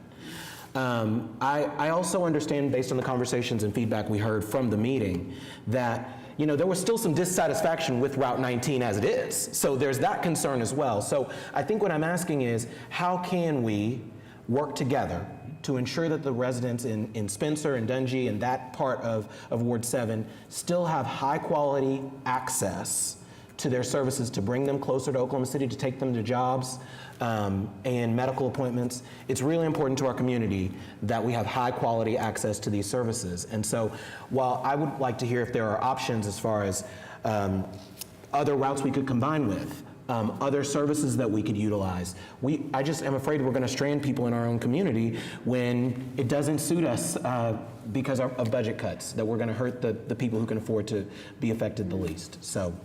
Yep, I'd be happy to address that. So I came prepared. You figured I was going to ask. There are additional slides, yes. So specifically, let's make sure we're oriented when we look at Route 19. So on this slide is in purple. You can see the Route 19. Again, that's our far more northeast side of our metro area. And then as we zoom in, you can kind of see that it connects to Route 2 and Route 15. This is some of the same information that we shared at our public hearing. So specifically talking about Route 19, annually it carries about 12,000 annual trips. When you look at the system as a whole, our average routes carry about 106,000. The average daily ridership for Route 19 is 46 folks. And then again, looking at our entire system, our average route ridership is about 439. Councilperson Pennington, similar to like what we'd mentioned during the hearing, it is 46 folks. While that is our lowest performing route, it's still 46 folks that are impacted by the proposed removal. So what we've done is we've taken a look at, are there supplemental ways that we can still provide service? So we took a look at our ridership, specifically by stop, and what we've identified is that most folks are going to the Mary Mahoney Center in that area. And so what we are proposing today to help supplement the service to this area is, I mentioned earlier, our Embark Well program. So we are going to propose to our board to allow us to run that Embark Well program in this area, specifically picking folks up 2 times a week, essentially taking them from their front door to the Mary Mahoney Center. Again, that direct access from home to the Mary Mahoney Center being the highest trip generator in that area. Go to that slide. So also we're going to be requesting from our board the ability to remove the age requirement that is currently part of the Embark Well. So right now, Embark Well, you have to be 60 years of age or older to use it. So we're going to be requesting our board to allow us the ability to remove that age requirement so anyone can use that Embark Well program to be able to get to that Mary Mahoney Center. So again, it's kind of to your point, it's not the full service, it is a supplemental service, but that's what we're going to be requesting from our board. And so with the Embark Well program, that makes a lot of sense. So what about, so this would help people who are looking to go to medical appointments, but if we're talking about residents that need to go to work or you know, any of those other uses, they would not be able to use this service? So that's correct. So this would take them from their home to the Mary Mahoney Center. It would not take them to the apartment complex that you had mentioned earlier, Dungy. We can partner and see if there's possible ways that we can make that happen. You know, I'd mentioned the microtransit. I know during the meeting that we had the other day, that was a goal that specifically the city of Spencer would like to see come to that area. I had mentioned earlier that we were looking at bringing that online with the MAPS 4 BRT system. So the reason why that's important is because during those MAPS 4 implementation of the BRT, we'll be reallocating really everything that happens in those areas that are affected by the BRT, and that's when we were planning on bringing microtransit on board, specifically for the northeast side of Oklahoma City. So we're not quite ready to launch that, but we could certainly chat and see if there's something that we could do to help supplement aside from the Embark Well. I'd definitely love to chat about that because again, Mike, I know that, and I appreciate the fact that there was surveys that were done so that we believe that most of the people who are utilizing Route 19 are again going to medical appointments and we have an immediate solution. I'm certain that when I talk to my neighbors about this, what they're going to ask is, what about the technology gap and the access to be able to use the service and request it? What about the ability for, again, for people who have needs that are non-medical that might need to access the service? So I wonder if we can also look at, I know there's Route 15 that's in the area, so are there options for us to be able to change that, modify that in order to meet some of the needs that are there? And I wonder also if we've been working with other municipalities to see if they might be willing to chip in, as well as the county, but I understand there's some statutory reasons that limit the county, but would love to hear about that as well. Yeah, so you actually bring up a good point that I failed to mention. So one of the reasons why we are looking at the removal of Route 19 is for the past 28 years, this was brought up during the meeting, is for the past 28 years, Oklahoma County has helped fund the Route 19. And so there was legislation that was passed, I believe it was last year, Senate Bill 1931, that prevented Oklahoma County from specifically being able to help fund this route because they saw it as a social service, right? Now what's interesting there is that Tulsa, we had talked about this also, Tulsa was able to, their legal opinion was able to still use that funding for specifically things like this. So I know Commissioner Lowe and Deputy Commissioner Pettis are working with Senator Nikki Nice to see if we can get a different legal opinion of that Senate bill. And so if that happens, hopefully we could see if we could get some of that funding put back toward Route 19. We would still, we still have to look at what that gap is, though, to be able to bring Route 19 back. But to your point, I know Oklahoma County is looking at that to see if they could get that back on the books as a possible way to help fund Route 19. But have other municipalities as well, have they been engaged in this? Yeah, so we've been talking with Midwest City, Rose State, Spencer. We should probably do a better job of communicating with Spencer, but we have been talking specifically with Midwest City and Rose State to see if there's any possibility. At this time, there's not. They're not interested in helping fund the route at this time. Well, I appreciate that. I would love to the city manager, to the mayor, how we can put our resources together to figure out, I don't know if that means better relationships with some of our philanthropic partners, because I fear that we are going to leave, again, our community members who are the most in need without services that they desperately need in order to live their lives. And they are still taxpayers, even though they're in far east Oklahoma City, they still deserve the same quality of service. And so I just ask that we come together to make sure that we don't leave anybody in the dark and without access to this quality transportation. Absolutely. Welcome to the Horseshoe. Thank God. Sometimes when I say these words, people stare at me like I am asking for utopia and I am asking for better. Director, I'm so excited. 10 years we're about to have known each other this summer. It dawned on me when you had the bus stops, like that timeline. I know sometimes when people hear me speak, they hear the criticisms, and I just want to take a moment. I am so proud of what you all have done. Mayor, you like to talk in your speeches. Your memory goes even further back, right? Around like 05 and these sorts of times when transit was just not even anyone's like consideration. It just really, if I'm correct, and you and I don't always agree, but there's a lot of places where we do and we support each other. And one of the moments that I will leap to your defense is you are the first mayor, no shade to Cornett, because he's the one who appointed me to the Transit Trust, took a chance on me there. But you're the first one to say that public transportation was a core city service. So what you were saying, Director, that alongside fire and police, that these are core, your rhetoric, Mayor, just to affirm you in that you named it, and that was critical, because there are still people who believe that public transportation, that it should pay for itself. They say it to me, and they don't understand. They don't. So I just wanted to give like a little bit of, look, I see where we're heading. I know we're heading in the right direction. I know in 2019 with maps, the bus stops, the BRTs to the east and the south side, I'm aware of all of that. I love it. It gets me up in the morning.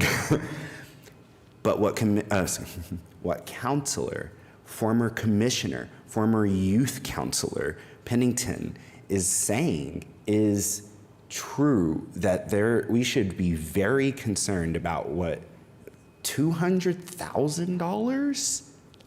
That just seems somewhere. I have seen this city government move mountains to get bonds for arenas.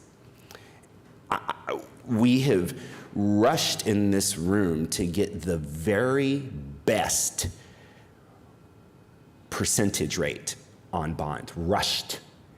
And the challenge, I think, in front of us right now is twofold. One, how can we bring that level of finance, which is your role, city manager, as you recall, as former director of that department, and you sat on COP, but I learned from you. So where is that challenge right now? And it's in front of us. Now, the moment where people roll their eyes at me because I will never understand. I learned from COPPA. I learned from going to these conferences how public transportation investments work. Would you mind reminding us, Director, is when I brought this up on our transit trust, the route on Lincoln, was that 22? Right. Route 22, this 18. body. It's for 18. Oh, I'm sorry. I do this every time, Councilwoman. I don't know why I do that. I switch 18 and 22 in my head. They caught me on that one last time, too. I knew I was going to get it wrong. When we improved its frequency, just a couple years ago, we being COPPA and this body, we increased its frequency from an hour to 30 minutes, not even the industry standard of 15 or less, which you just saw those residents be so excited about. What happened to ridership when we increased that frequency, Director? Yep, increased, I believe, by 80%. Yep. So in my mind, what Councilor Pennington is asking for is how do we continue, and what the residents out there are asking for, it's not just how do we get them to Mary Mahoney, which I'm so grateful for you and Chairman Sentner for trying to figure that out. It's not just about Mary Mahoney, but as you heard the councilor said, it's about the jobs. As you heard these residents say, it's about the parks. It's about visiting family. It's not just the survival mode. It is literally quality of life. But I would go further. I don't think it's just about stabilizing this route. I would suggest, as I have suggested before, and what I still see is missing in the RTA, 23rd Street is a major corridor in this state's capital city. It goes along its state capital. It has all the way out to near Spencer, etc., all the way out to Lake Overholser. The idea that we would not follow logic, data, and repeat what Lincoln did, right, by increasing the frequency on 23rd Street from 30 minutes to 15 minutes and making that a constant, just regular 15-minute connection, reliable. What would happen is, and I'm not talking about homeless people anymore from earlier, I'm talking about just our people, the vulnerable people the counselor is talking about.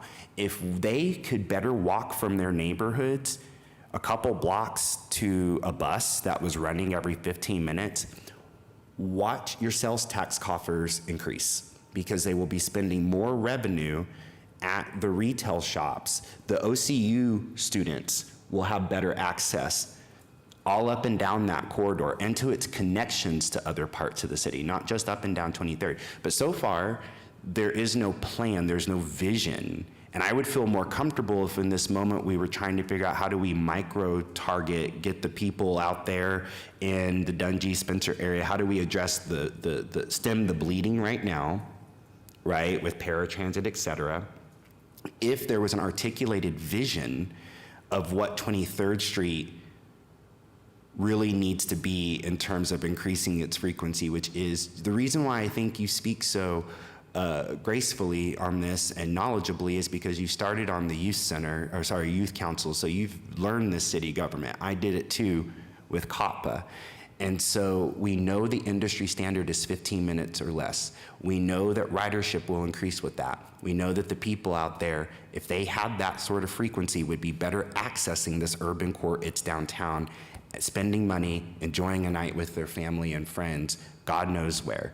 So that's my challenge, and I'm curious, can we articulate that vision? Can we agree on that vision for 23rd Street? Can we set that in motion? Can we begin that work as we're doing the stemming the bleeding right now? And I would even challenge us that it shouldn't even be a stemming the bleeding, we should pull the knife out. So, thanks. Yep.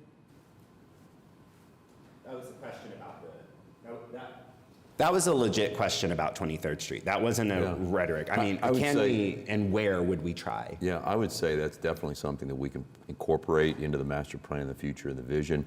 I think first we probably have to focus on and I think tying it in with RTA is exactly right. The idea of how we get some of these improved services getting to the rail is exactly what we need. So I see that kind of greater vision being part of RTA of how we deal with those direct services that we can provide through like a BRT or an enhanced route there. I do think our first goal, and again, my hope is RTA can help us with this, our first goal is to try to address the funding for the BRT with MAPS. We don't have a funding source for the operations for that right now, so that's like probably priority one. But I think, again, the idea that we, especially taking some of these spines that connect the services so well, I think is going to be just an important priority for us going forward. It's going to be a challenge of how we get there, particularly if we have to do it without having an RTA, an ability to enhance services in that way.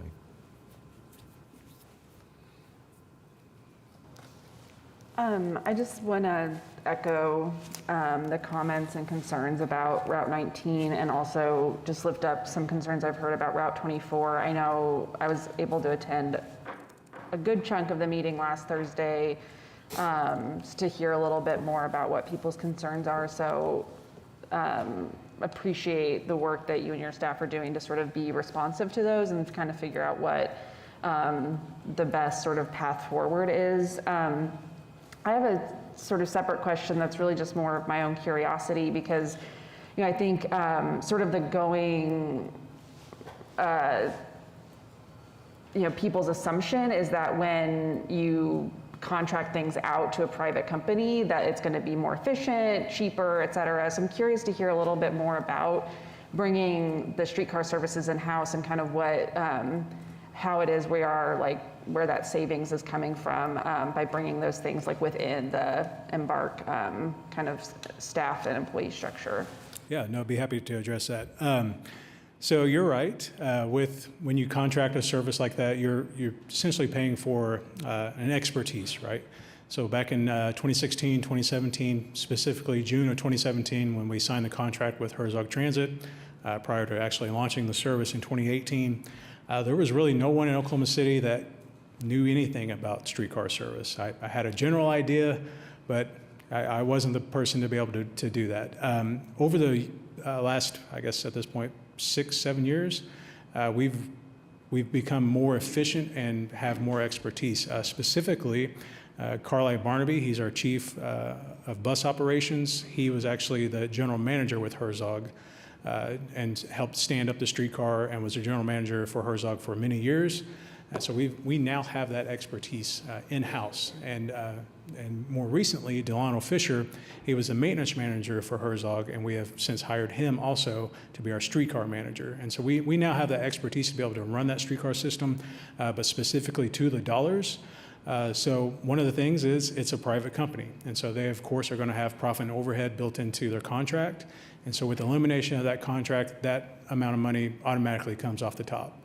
And then we've also, again, with Delano Fisher being our streetcar manager, we were able to eliminate several key manager positions, specifically the general manager position from Herzog, large cost savings there. And then also with that contract, we had to have a high level of insurance. And with us bringing it in-house, we're able to self-insure it, and so that cost goes away also. So we saw some significant savings through those areas.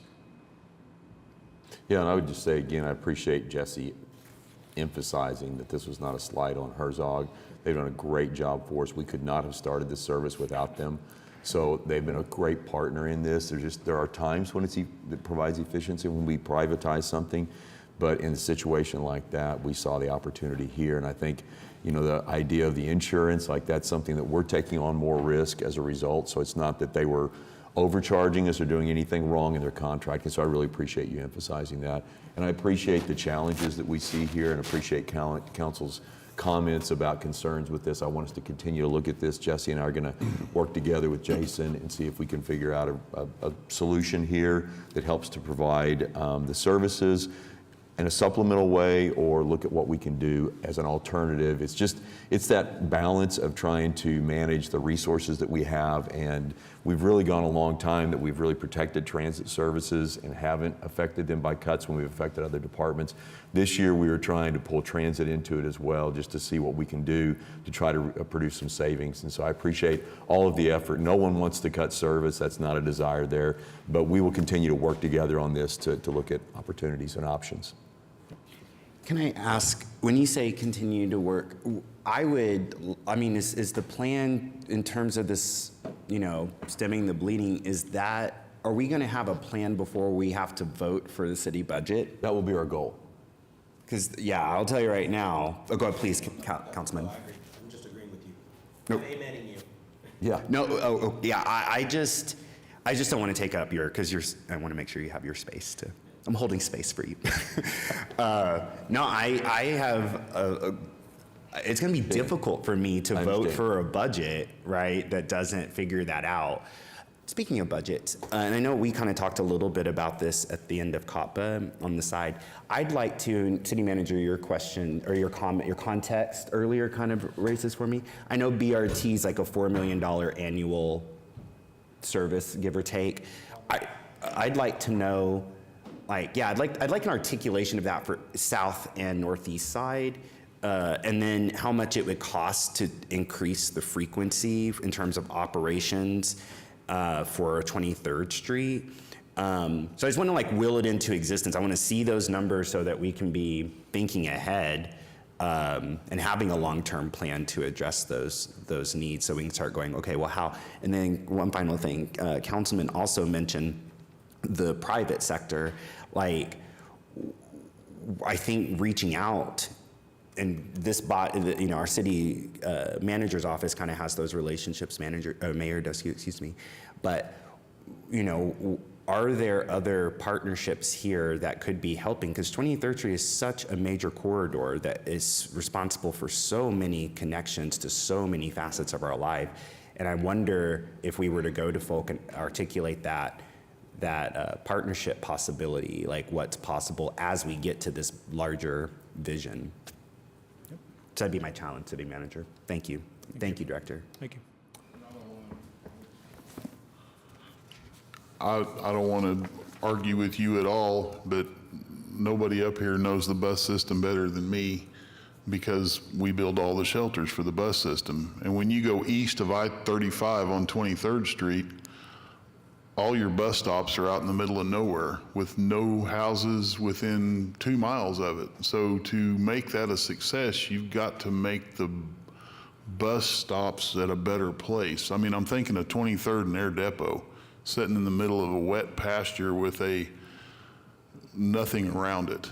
So we've got all these stops going out 23rd Street with absolutely no rooftops anywhere to be seen, so people aren't going to walk the 2 miles to get to the bus stop.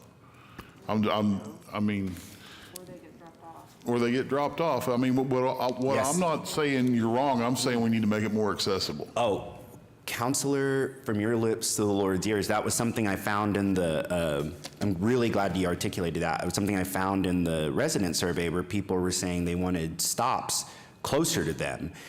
So yes, I completely agree. If you run it down 10th Street, you're running through the middle of neighborhoods. If you run it down 23rd Street all the way to Choctaw, you don't hit a neighborhood. Well, and look, I mean, as you all know, here I am, data all around me. And I know Embark loves data. Like, bring it on. Like, look out. Like, where is, and we already kind of do this when you go out further. There's moments where it jogs off of 23rd onto 10th Street where there's a density of apartments. And so, yeah, I mean, I think there are absolutely more opportunities for us to, be a bit more surgical and precise the way that you're talking. I completely agree. So yeah, I would be interested, and I think that's again what I mean by a challenge is we can look at this, and Embark's really good at that. But yeah, I think there's still some holdovers to your point, Councilman, of some places that, why did we put that stop there, And I might add that Ward 5 has very few bus stops, and the microtransit works really well, getting people to the nearest bus stop, or even the senior wellness center we've built down there doesn't have a bus that runs to it, but seniors are accessible to it through microtransit, and they use it quite frequently. So, and for what microtransit costs as opposed to a fixed route bus route, I'm sure the numbers are, less. So, thank you. I just also want to say, that's not arguing, council member. That's like engaging in a discourse. And this was what I was talking about 2 weeks ago. I love that. Always feel comfortable to do that. I love it. Thank you, Jesse. Thank you for your time. So our next presentation is with Development Services Department and our director, Brock Rowe. So we've got two directors giving their first presentations, right? That's correct. That's awesome. I love it.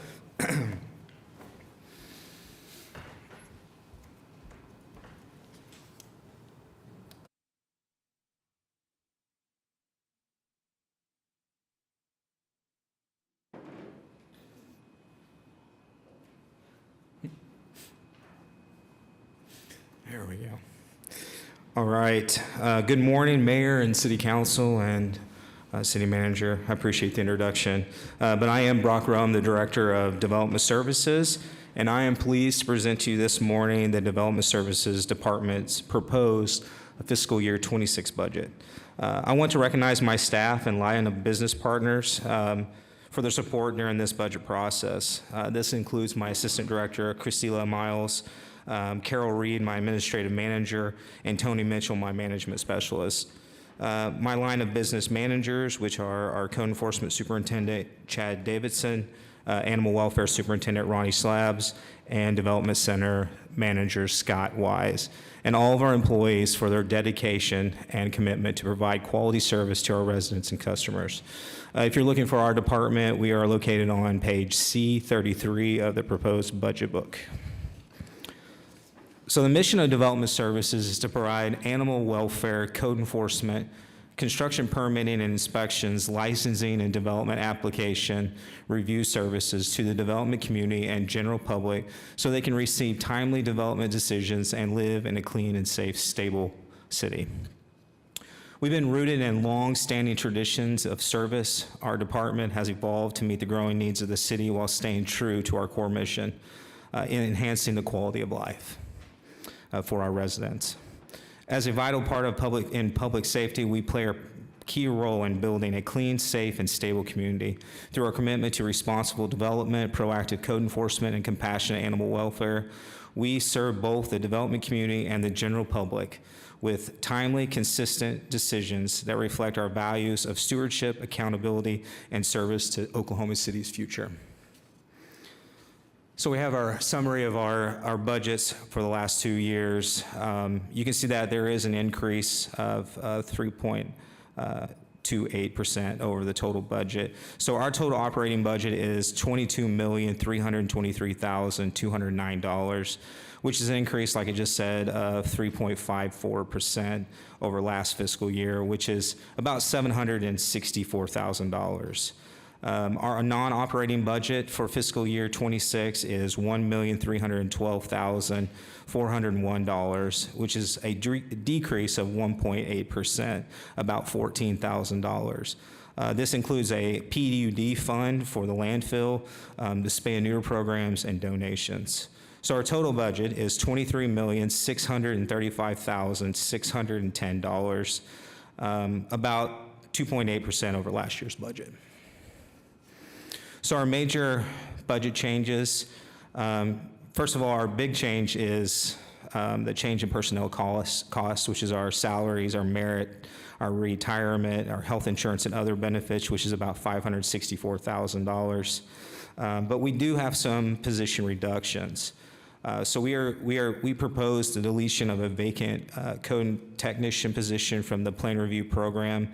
This position was responsible for plan review, for residential plan review. At this time, we believe we can continue to meet our targets turnaround times for residential plans. However, a workload demand naturally fluctuates, and we will remain flexible with any of those needs that we have to do. We also recommend the elimination of a vacant lead customer service representative role. Both of these positions are in the development center, by the way. We feel like that is, with 3 of those positions going down to 2, we will be able to manage that and continue to have our same level of commitment to services. Let's go ahead and move to the next slide. So our department is organized into 4 lines of business with a total of 190 employees. So the development center, get this moved over just a little bit, sorry.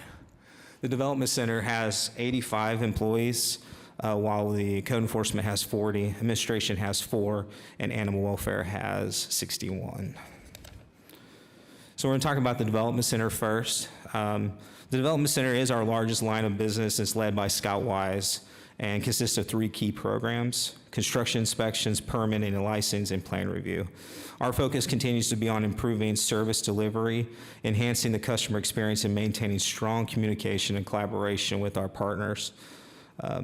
As part of this commitment, we are actively engaging in process improvement initiatives grounded in lean programs and lean principles, which keeps us identifying inefficiencies, streamlining our workflows, and deliver more consistent and timely outcomes. These efforts reflect our longstanding dedication to continuous improvement and our responsibility to meet the evolving needs of the growing city. So if you look at our numbers, go back one slide, sorry. So if you look at our numbers, we've completed 136,805 inspections, and we've reviewed 2,770 commercial and new construction remodel plans. We also reviewed 5,501 residential new construction plans and remodel plans and issued 62,637 permits. We've also issued 12,122 business licenses. And what I want to keep in mind on that is that permitting and doing those inspections and all of those really do ebb and flow with the economy and the building environment and the development of the city. We can't really increase those, we can't decrease those. Those just ebb and flow based on need and what the community is requiring at that time. We do have some issue threes in our development process support. The percent of construction-related inspections completed in 1 day. We currently have a target of 90% within 1 day, but while we realize there's still progress to be made meeting these target response times, we remain committed to those goals and have intentionally chosen not to lower our standards.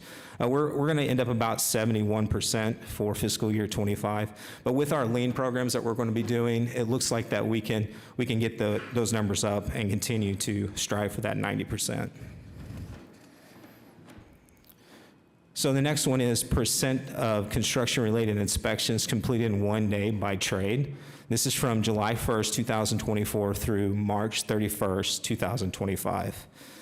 So one of the things that you see there, as you look at that, you see that building inspections, mechanical inspections, and plumbing inspections are all over 75%, with mechanical leading the way at 95%. You see electrical is down at 31%. When I first started, we were many, many days out on our electrical inspections. It's something that's kind of haunted us for a couple of years. But we've taken lots of steps here recently to streamline that process. We've looked at the National Electric Code, and we worked with our inspectors and our plan reviewers, and we came to a conclusion that had a lot of redundancies in our inspections, and that there were unnecessary inspections that we were doing that we didn't necessarily need. So I'm happy to announce that for the last couple of months, we've actually been 0 to 1 days out on our inspection, which is actually pretty phenomenal for a city our size. We talk to people all over the country who come here to develop, and we mention that to them, and they're just blown away by that. Because be a top 20 city and have 0 to 1 days out on your inspections is phenomenal.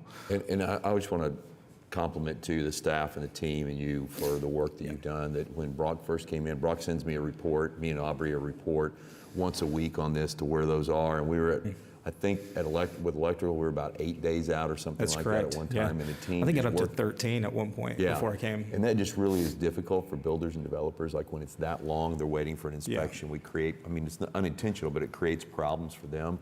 And they're great partners with us, working with us, and the team working together with doing creative things with their staffing and getting more people in and getting people in those jobs. I think they've done a great job with getting us that point. And the most recent reports I've had over the last several months has been basically effectively 0 days out on any outstanding inspections at any trade. And so they're doing a great job, and I really appreciate the effort and the work on that. Absolutely, thank you. It's something that's going to set us apart from other cities that are in our same class, that we're able to do that. And that's a big sell to any developer wanting to come to our community to invest in Oklahoma City, that we can do that for them. And it's not to say that everything's resolved, because we still have a few areas in plan review and some other areas that are challenged that we're focused on.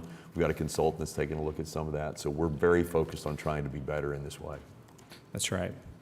Let's go ahead and move on to the next slide. So one of the things that we've been looking at, we kind of alluded to a lot of these things, is that one of the things we did for our operational efficiencies is we actually issued all of our inspectors smartphones. Believe it or not, they had flip phones up until, 4 or 5 months ago. One of the things that they can do now is they can accept pictures for an inspection. They can communicate well with the development community and the contractors and stuff like that to be able to do those follow-up inspections without physically having to go back there and just take a picture and be able to create more efficiency that way. We've been doing a lean process to identify unnecessary inspections, like we just talked about in the electrical inspections. That is something that I'm a big fan of lean processes. It's unheard of really in government because it's more of a private sector thing, but it's something that can really transform your department and transform the city and getting the very best efficient and effective things you can do. So we're really excited in that. We're going to continue to be doing that. We utilize city print shop to produce inspection stickers, which seems kind of silly, but that's something that was costing us a lot of money to outsource that. And so we were able to pull it in-house, and we were saving money that way. We also standardized our colors for our inspections because for some reason we had multiple colors that meant multiple things, and now we have streamlined that to mean green means one thing, red means one thing, orange means one thing, yellow means something. So we've streamlined that process and standardized those colors. We've also, in our plan review, plan reviewers are wonderful and great, and they have a lot of comments sometimes on plans, and so what we've done is we've standardized those comments so that people can understand what each one's trying to say to them, so we can get that process a little bit faster. We've cross-trained our permitting and licensing staff. Before, we just had them kind of in silos where they worked on their own. One was working on licensing, one was working on permitting, and now they work together and they understand each other's jobs so that if one's out or one's on vacation or one's sick, we have more than one, by the way, but we're able to make that process a lot better. And then we also leaned out the process for refunds to make that better. That was kind of another sore spot in our department where refunds were getting a little bit behind. So we were able to lean out that process and make it better. We'll go ahead and, let me go ahead and address this too. So our staff remains committed to delivering in-person customer service at the business center, offering support across a range of services, including access to self-service computers, assisting with permitting and licensing, and guidance on plan reviews. In addition to helping customers navigate the permitting process, staff are available to answer questions, troubleshoot issues, and ensure applications are complete and accurate before submission. This hands-on support plays a vital role in improving the overall customer experience and helps to maintain delays, reducing errors, and keep projects moving forward. Craig kind of alluded to this, but we are pleased to share that the city's comprehensive development process review, led by a consultant through the Office of Innovation, is nearing completion. After months of cross-departmental collaboration, in-depth analysis, and outreach to stakeholders in the community, the consultant is finalizing a set of recommendations aimed at improving the overall development experience in Oklahoma City. While the Development Center within Development Services serves as a primary point of contact for development-related activities, this review has included valuable input from several key departments, including planning, fire, public works, utilities, and airports, each of which play a vital role in the process. To ensure a well-rounded perspective, we also engage with the stakeholders through the community, including developers, builders, and industrial partners, whose feedback help shape the direction of the review. Internally, the development process involves many teams with distinct responsibilities. However, from a customer's perspective, it functions as a single interaction with the city. The forthcoming recommendations are expected to offer a clear path forward for a more coordinated, streamlined, and customer-centric approach, enhancing both service delivery and satisfaction at every stage. Implementation of this recommendation will occur over time. Some improvements will be rolled out immediately, while others, due to the complexity or the need for broader coordination, will take additional time. This phased approach ensures that changes are both meaningful and sustainable, aligning with the city's long-term goals for customer service excellence. So we can move on to code enforcement. Code enforcement is led by Chad Davidson and consists of 2 core programs. Those core programs are code inspections and nuisance abatement. The key services provided are addressing common issues such as junk and debris, tall grass and weeds, and unsecured and dilapidated structures. Focus areas are enhancing the customer service experience through improved communication and education, promoting safe, clean, and healthy neighborhoods. Our approach is to emphasize on collaboration over punishment, partnering with property owners to explain city code requirements, and working together to bring properties into compliance. If you look at our numbers there, we've completed 80,000 inspections in this last fiscal year. We've issued 18,531 notices. We've also issued 2,907 citations, including 1,592 for yard parking. We've removed 31,377 illegal signs in our city. We've removed 196 inoperable vehicles. We've abated 448 junk and debris violations. We've abated 1,613 high grass violations, and we've raised or demoed 35 dilapidated structures. And we've secured 212 unsecured structures. So our staff is out there working really hard to make the city a better place, cleaner, and more vibrant. So some of the issues that we bring forward that we have in our lead by results is the number of first complaint-based inspections completed within 4 days. So we've got all the way back to 2021 there. Our target goal has been 85% for this. We have had challenges this year with staffing and maintaining. We've got a very young staff at this point for our inspectors because we've had a lot of turnover. So it's the training and trying to get them to understand what we're doing. But we project that we are going to be about 83% for the total year. We're at 82 right now, but by the time the fiscal year's over with, we'll be at 83, which is just a little under our target goal of 85%. The other one we bring forth is the code violation resolved voluntarily. So that would be owner abated violations where the owner has taken care of the issue and we didn't have to do anything with it. Our target for that is 82%, and our end year estimate is about 81%. Our goal is to work with property owners to make them clean their properties so that we don't have to get involved. We do realize that there are some situations that cause people to not be able to clean their yards or clean after, abate their weeds or their tree limbs or things like that. Finances are part of that issue. You know, there's a community that you know just doesn't have, lower income communities do not have the finances to be able to do the things that they need to do sometimes. So we're working really hard to try to figure out solutions for that. You know, one of the things that I really believe in is the kind of this you know, Mayberry approach. I take that from like the Andy Griffith show, and hopefully that's not copyrighted to talk about that. But my point is though is neighbors help neighbors. And if you have a neighbor in need, you know, that needs their yard mowed or something like that, getting with them to try to figure that out before we get involved is something that we're going to be looking at, how to make that happen and create that approach for the community. So I'm very excited about that. That's something that we're going to be working toward. So operational efficiencies and code enforcement is code inspectors were issued new computers for faster processing systems, with faster processing systems to result in less connectivity issues.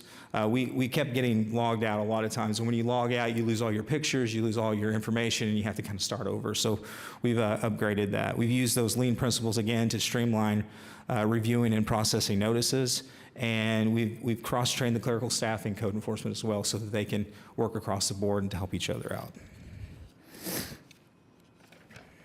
So these are some before and after pictures of just what code enforcement does.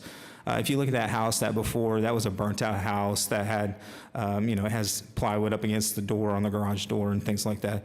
And so from 2019 to 2025, you see that house majorly transformed and became a great house that was added back to our housing stock for the city, which is phenomenal. The next picture is a before and after. Now this one's over a 10-year period of trying to get this house secure. We're happy to report by 2025, this house is now secure and it's being rented out and it's being used in our housing stock again.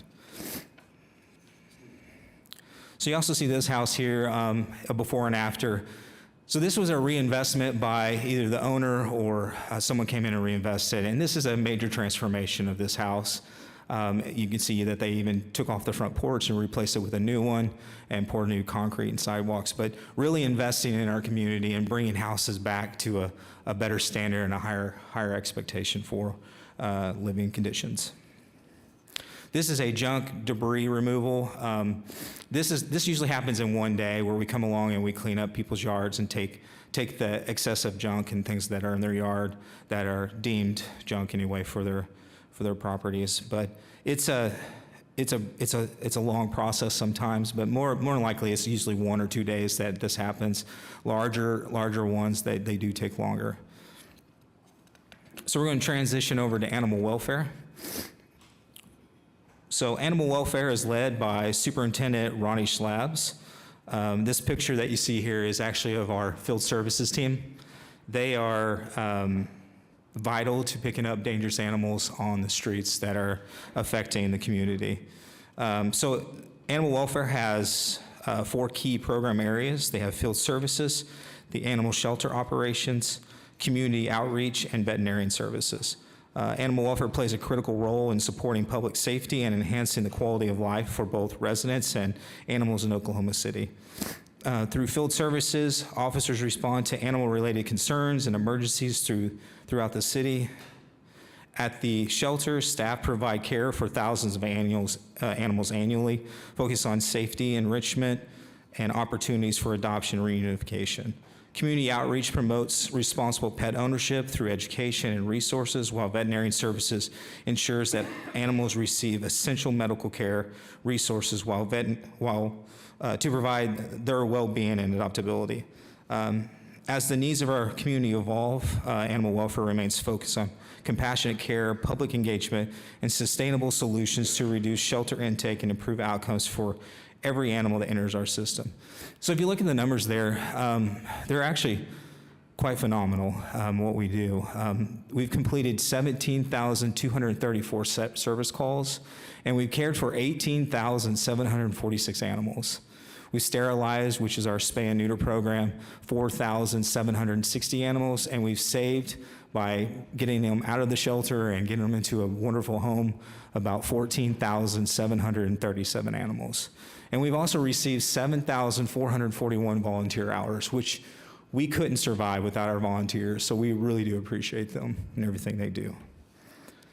So our target for live release rate is 90%. As you can see in fiscal year 21, we actually achieved that, but we have not maintained that. It's a very difficult thing to maintain. Currently, we are at 86%. At the time of this slide, it was 81, but we've came up since then. We've come a long way, though, because I believe in fiscal year 2011, we were at 48%. So this is true dedication to our staff and trying to bring that up. But I am pleased to share that year to date, we have achieved 20 days with the shelter capacity being under 100%, including a recent completed 14-day streak. This is a key strategic goal to reduce shelter capacity, creating more manageable and humane environments for both animals and staff. Animal welfare is making steady progress to implement best practice diversion strategies and refining intake processes to prioritize urgent cases and support keeping pets with their families when possible. The next one we have is our spay and neuter program. Now, I'm a little optimistic on this slide more than other people about the numbers. You can see that in fiscal year 23, we kind of have an apex there of 6,627. And the last couple of years, we've been slowly decreasing. I like to be optimistic and think that's because we're making a difference in that. But we do provide free spay and neuter programs for the citizens of Oklahoma City. And our target is 7,000, but we are very optimistic that we can increase that number. We actually have word that our new veterinarian will be starting. We have one vet, but we're going to have another veterinarian. She'll be starting at the end of this next month. So we're excited about that. And I do want to note that 50% of the adoption fees for the spay and neuter program is what funds that program. And also our sponsors and our donations and actually patrons of OKC. They donated $10,000 yesterday for spay and neuter program, so we're really excited about that. So our operational efficiencies, first of all, I want to point out the picture. Our amazing staff, they created these Valentine's Day cards of dogs and cats, and they put them on our website where you can print them out and your kids could take them to school and hand them out. And there's a QR code there that links to our website. to be able to, talk about animals and animal welfare and how to be a better pet owner and things like that. So I wanted to put that on there. I thought that was really cool that they did that, and we're able to make an impact. But one of the things we did is we've lowered that intake based on best practices nationwide. We've also added some signature pads to the front counter to reduce paper waste. We were doing everything by paper, and you'd had to hand sign everything. So we actually were able to get some of those signature pads, and that's streamlined that process quite a bit. And then again, our new veterinarian is going to start at the end of May 2025. We are proud to have the very best volunteers, foster families, and over 100 dedicated transfer partners, including the Oklahoma Humane Society, Best Friend Animals Society, the Bella Foundation, Patrons of Oklahoma City, Animal Welfare, and Shawnee Mills. With the support of our Assistant City Manager, Aubrey McDermott, and the Office of Innovation and key stakeholders, we are working to redefine animal welfare in Oklahoma City. Our goal is to build a stronger private partnership and adopt a more holistic model, one that gives every animal a chance at a loving home and shifts the community mindset to see the shelter as a last resort and not a first stop. And I really want to talk about that just for a second, because I think that's the key to overpopulation. That's the key to responsible responsible animal welfare and taking care of your pets, is really getting out into the community and engaging the community to understand how to do that. Starting at grade school kids and talking to them and explaining to them how to be a proper owner of a pet, and how it's important that it's a dedication. It's not you buy it for Christmas or for Valentine's Day. It's a 15-year commitment, and it's important. It's the life of that animal. So we're working on that. We really want to take the focus out of animal welfare and really focus it into our community and how we can engage that and change that mindset. So we're excited about that. We're kind of at the very cusp of getting that started and going. It's just, we're going to get there, and it's going to change the entire mentality of the community and how we address animals. So we have some community resources. One of the things we do is, again, that free spay and neuter for all Oklahoma City residents. We provide free collars and leashes to residents in need, and we distribute those regularly into the homeless community. We offer free residents a doghouse if they need one. We have ID tags that we make right there at the animal welfare building to have the license on the pets so that they can be quickly reunited with their owner. It's a great program, and we provide those to anyone who wants one. So if you need one, come on out and we'll make you one. Pet Food Bank, we've provided free food to residents in need. We've distributed nearly 12,000 pounds of food every year. We have a low-cost vaccine and microchip clinic in partnership with OK Humane, Bella Foundation, and Patrons of OKC.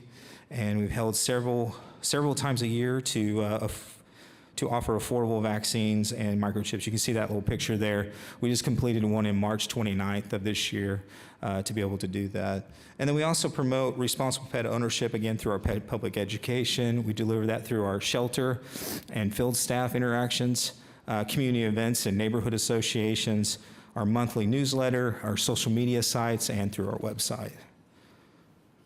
Sorry, my nose is running. Allergies, I guess. So one last thing we want to talk about is the Oklahoma City Louisa McCune Animal Welfare Center. As we look ahead to the transition into the new Oklahoma City Louisa McCune Animal Welfare Center, we are excited about a new capacity in key areas, including veterinarian services, animal care, and administration support. Staff is working to ensure we are well prepared to operate this state-of-the-art facility at the highest level. Our goal is to ensure the new center is equipped to provide exceptional care for the animals and strong service to the community for years to come. So with that, do you have any questions? Thank you for the presentation and sharing some of the sort of just efficiencies you all have been working on. Excited to hear how that continues to evolve. I do want to just say the piece that you mentioned in code enforcement, sort of the Mayberry approach, which I appreciate, big Andy Griffith fan. I think I also subscribe to that approach and would prefer that we can rely on that. I think the thing that, and I heard you sort of allude to this, but the concern and the sort of difficulty I experience when I talk with residents about that is, like you mentioned, a lot of lower or moderate income neighborhoods, people just don't have the time or resources necessarily to always consistently, submitting something to the Action Center is a lot quicker and easier when you're like piling the kids into the car or, trying to go catch the bus or whatever you're doing to get your, day done. And so, when I think of some of the programs that the city has been able to be part of that are successful in sort of changing that, it really comes down to resources for those neighborhoods, right? The Strong Neighborhoods Initiative and being able to take the time to support neighborhoods and organizing, because it's all, volunteer efforts on their part. I think about like the ability to bring those resources to bear for like junk and debris, or like you said, like tree limb removal. So I just, I'm excited to hear you sort of framing things in that way, and I think it kind of falls then to us to think creatively about how we help support those efforts, because I think Neighborhood Alliance does what they can in helping support neighborhoods get organized, but I think so much of it really does come down to we're really relying on people's extra time they have, and I think if you talk to anybody, none of us have extra time. Yeah. And so, I think, I was actually, this is timely because I was actually having a conversation with a resident yesterday about concerns they have in their neighborhood and wanting to organize some kind of neighborhood event to talk about resources like through animal welfare or sort of code enforcement types of things. And again, this is a single or a mother of a newborn. She's sort of seeing the world in a new way because she has a child, but also now she has a child, right? She has so much going on, and she's just adding this to her plate. And so I think thinking about ways that we can, creatively better bring these services to people's neighborhoods, support neighborhood organization through things like expanding or finding ways to expand support for things like Strong Neighborhood Initiatives so that we can, sort of amplify those efforts. I guess I'm urging us and look forward to opportunities to work with you to do that, because I think, it's not all, partnerships are great, but it still comes down to we're relying on people's extra time, free time. And that's very difficult. And I know there are people in our neighborhoods that, maybe have, could set aside extra time if they were compensated for their time, if there were other sort of things that could help them do this consistently and make sure that those connections are getting made. And I think could probably even make our services and resources that we do have to offer more efficient, and because of that consistency. That's what I see through a lot of Ward 6 neighborhoods is someone might have the capacity for a little while, or it's someone who's retired who can really take on that neighborhood organization and communication and really show up in that way. And then they move or they pass away or life, situation changes and they can't do that. And so just that inconsistency kind of leads to this cycle of losing that connection to neighborhoods and to residents that could, help organize a tool library to, go cut the grass for the 80-year-old neighbor that can't get out and do it. But I think when we're kind of relying on people's free time and not able to compensate people for their time, we're just going to kind of keep falling into that same cycle. So just kind of want to lift that up and maybe give us the charge of how we can creatively be thinking about how to amplify and strengthen like our neighborhood support services. So thank you. Well, I do want to comment that, the whole idea behind that is to help each other. Your neighbor who has stuff in their yard or their grass is overgrown, they're not a criminal. they just are in a situation that any of us could be in with just one minor thing changing in our life. And so we have to show compassion and grace, and that's kind of the idea behind that. But if we can find a way in our department to have more resources, to even just pointing people in the right resources, we're updating kind of our book to see what we can do to help with different, point them in the right directions to the nonprofits and things like that, and showing grace to people and giving them consideration, because there are situations that cause all of these things. Thank you, Brock. Appreciate that. Appreciate the leadership. Next up is Melinda McMillan-Miller with the Parks and Recreation Department. We've gone a little bit long here, and so I promise we're going to try to move quickly. Melinda's really good at moving this through quickly. I hate to short her in this, but she will work hard to get you through quickly so we can get finished with the meeting here. Everybody stretch. I'm sitting here for a while. We are Parks and Recreation. We like to stretch and exercise as much as we can. Thank you so much for your attention today. The Parks and Recreation budget starts on page C117 in your budget book if you want to turn there. I'm Melinda McMillan-Miller, the Parks and Recreation Director. We're happy to present to you today our FY26 operations budget. So as the budget shows, we have pretty much split out into 5 different working divisions that really encompass the full proposed operating budget you'll see in front of you today. Also within that is our capital budget, which is pretty much like our CIP, bond programs, and that sort of thing.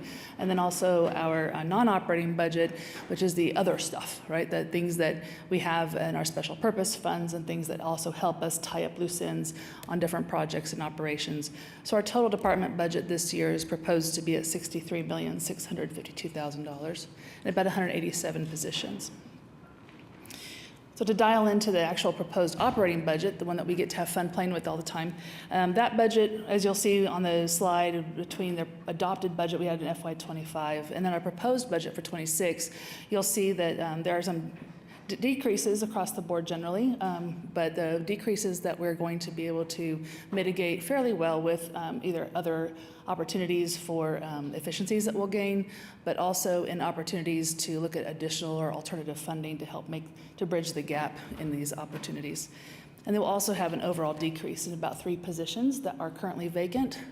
All the work that those vacant positions would have performed have been absorbed with other full-time positions, so we should not have any impact to our operations day to day.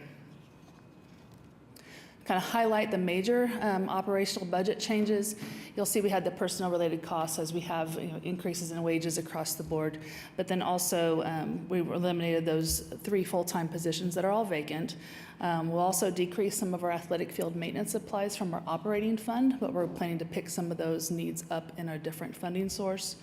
Also, in our contract labor, we're just going to work smarter, not harder, on our contract labor line and be able to move some labor numbers from one budget line to another budget line to give us the flexibility to be more reactive and proactive on some of our athletic field needs and also some of our mowing needs across this department. So at the end of the day, when you see the reductions in our overall operating budget, there will be no effect to our mowing schedules. There's not going to be an effect to our programs that we currently offer. So we shouldn't, the residents and our visitors to our city really should see very minimal impact at all to their programs and services that they've enjoyed having. So I always like to capitalize when we have a chance to be in front of you to really remind you of all the amazing things that we do as a city and the purpose of why we're all here. The Parks and Recreation is one of those departments that really touches our community in multiple different ways, from whom we actually serve and the people that we engage with, from our community events and activities, just to our 174 parks, over 9,000 plus acres of public land that we manage annually, and of course almost 100 miles of trails. We're going to get there, right, Councilman?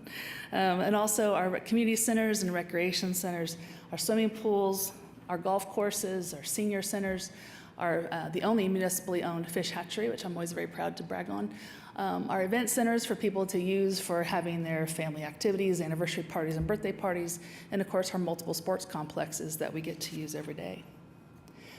Parks and Recreation is honored to be one of your council priorities, and as those priorities is to enhance those recreational opportunities and community wellness for our entire community and our residents and visitors.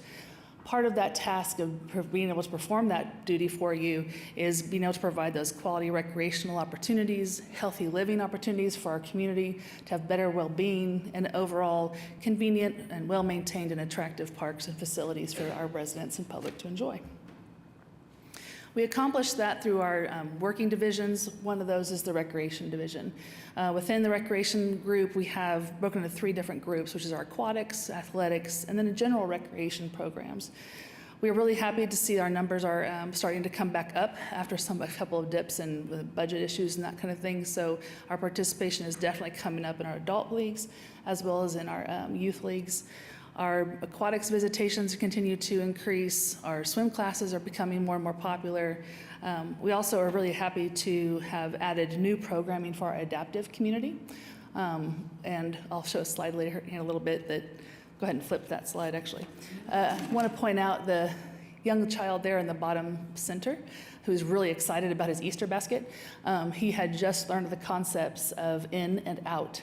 And so as his parents had taught him, let's put our Easter eggs in the basket, he was putting them in, and then he was ecstatic to be able to say out with all of his eggs and just toss them in the out of his basket, and was thrilled that he had accomplished and mastered in and out. But these are the type of activities that really drive home and demonstrate why our adaptive programs have become more and more popular every single year. To help promote our community's well-being, it also is very important to remember our Natural Resources Division, which really helps concentrate on our natural areas and providing high landscaped areas across the city. So within our parks, a lot of people don't realize that the Bricktown Canal is actually a park. So we have our professional horticulture team that takes care of the Bricktown Canal, the Oklahoma City Boulevard, if you go up and down there and see all the trees and the landscapes there. Our First Americans Museum and other high intense landscaped areas like Bicentennial Park across the street where the Festival of the Arts occurs, City Hall Park, Kerr Park, are more high intense landscape locations, especially down here in the Central Business District. I mentioned our fisheries program. I'm always very excited to talk about John Rayfield and his work there. We stock lots of different fish, over 300,000 fish that are stocked in our area ponds and lakes across the city.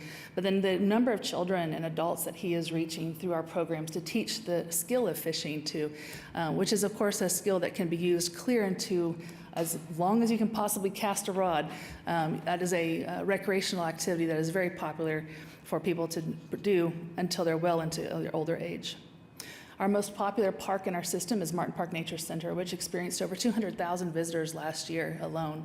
It keeps increasing the visitation and giving us more and more opportunities to educate our residents about the importance of preserving natural areas and riparian areas across our city. Some photographs too, and again, we just finished our Easter hunt, so we've been excited to show a lot of pictures from our Easter activities, but then also just promoting through the fisheries program and adult programs from flower arranging classes, hikes and field trips, to also, of course, the maintenance of our older facilities and preserving those locations like Will Rogers Gardens and Will Rogers Park. In order to help maintain those parks, it takes an army of us to go out and take care of those 174 parks and 9,000 acres.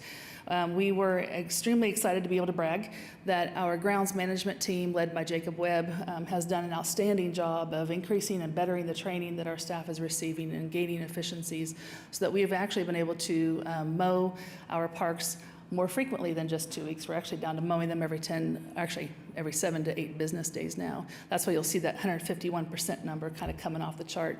We're really proud of that efficiency, and we're gaining more ground on that every day.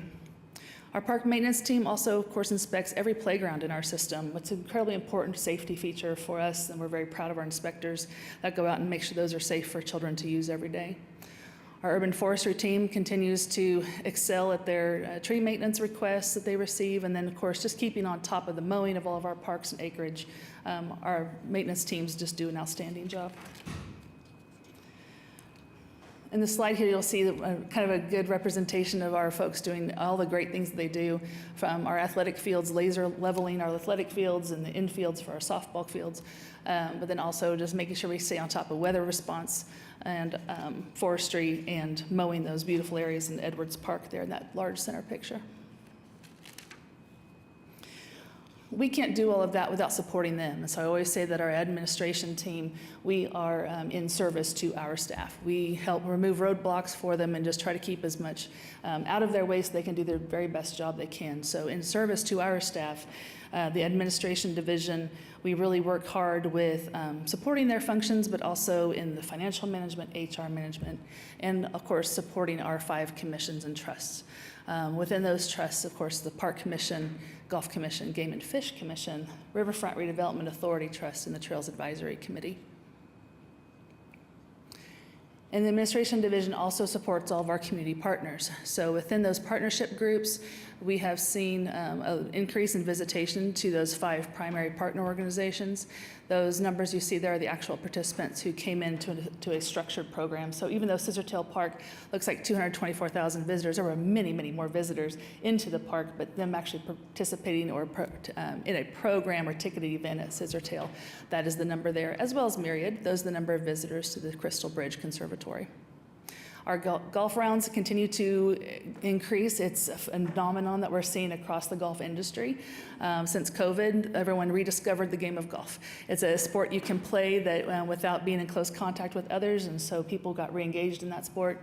Our golf courses have never been busier across our system, our 5 courses.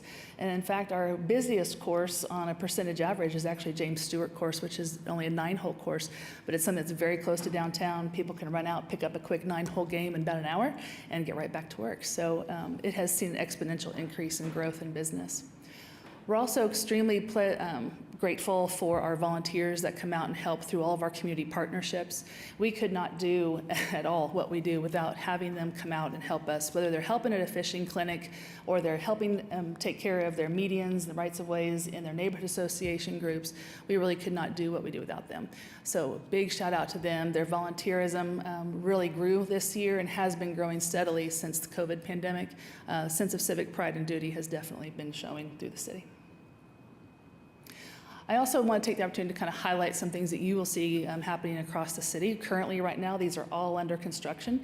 They're all big dirt pictures, but they make me excited because I know things are coming and they're very exciting. So Wiley Post Park on the north shore of the Oklahoma River, you'll see the land has been scraped, and we're working right now on developing some new public facilities there, but that's also where the USS Oklahoma City Submarine Memorial will also be. Hefner Golf Course Clubhouse, the second floor of the facility, the concrete's been poured, so it's pretty exciting to see that. I'm looking forward to standing up there at the Golf Commission meeting next Wednesday to be able to see out across the lake. It's an incredible view. Come out and see if you haven't yet. Edwards Park's football fields, they're ready for sod as soon as the rain slows down a little bit for us. As soon as we can get that sod in, we really expect football to be played at those 4 football fields under lights starting here this fall. And then Dewey Park under construction. You'll see the large plaza there to the left, and on the right-hand side, that concrete slab is actually for the athletic courts. That's another project that should be completed the end of probably this winter, we're thinking. And up and coming developments will be the Swisher Park Phase 1 out in Ward 3. That will be starting. That preliminary report should be coming to council, I'm hoping next week, for you all to approve. We're excited about that phase. Also, the Early Wine Golf Course at the Turn Grill will also be starting this fall under construction. That'll be about a full year construction to finish that little building, which will be really important to help serve the new covered driving range facility that has seen an amazing amount of growth and participation in that area of our city that otherwise were underserved in our covered golf facilities. And then, of course, MAPS 4 is really ramping up this year in parks and recreation. The soccer facility improvements at Cameron and South Lakes Parks will start this fall, if not August, we're hoping. But then also all the MAPS 4 community and neighborhood park improvements will also begin this fall. Phase 1, 1A, 1B, and 1C will begin with that. And that image there is Washington Park's preliminary exhibit there of improvements that we hope that we'll get the community's engagement and input on and be able to make that park even greater. So thank you very much for your attention. I do want to thank my staff, my team, a lot of them are back behind me here. Mike Smith, who of course runs our central business office. Scott Fairman's our assistant director. Say hi, Scott. Our assistant director that helps me run the day-to-day operations, Scott Copeland over Natural Resources Division, Jacob Webb over our Grounds Division, and Lisa Hubble over Recreation Division. But more importantly than anything, it's all the staff that they work for. We're very excited to be able to honor our residents with our service and our work, and I'm happy to answer any questions that you have. Thank you, Melinda. You're welcome. Thank you for the presentation. Thanks, everyone, for all your work. Yeah, thank you.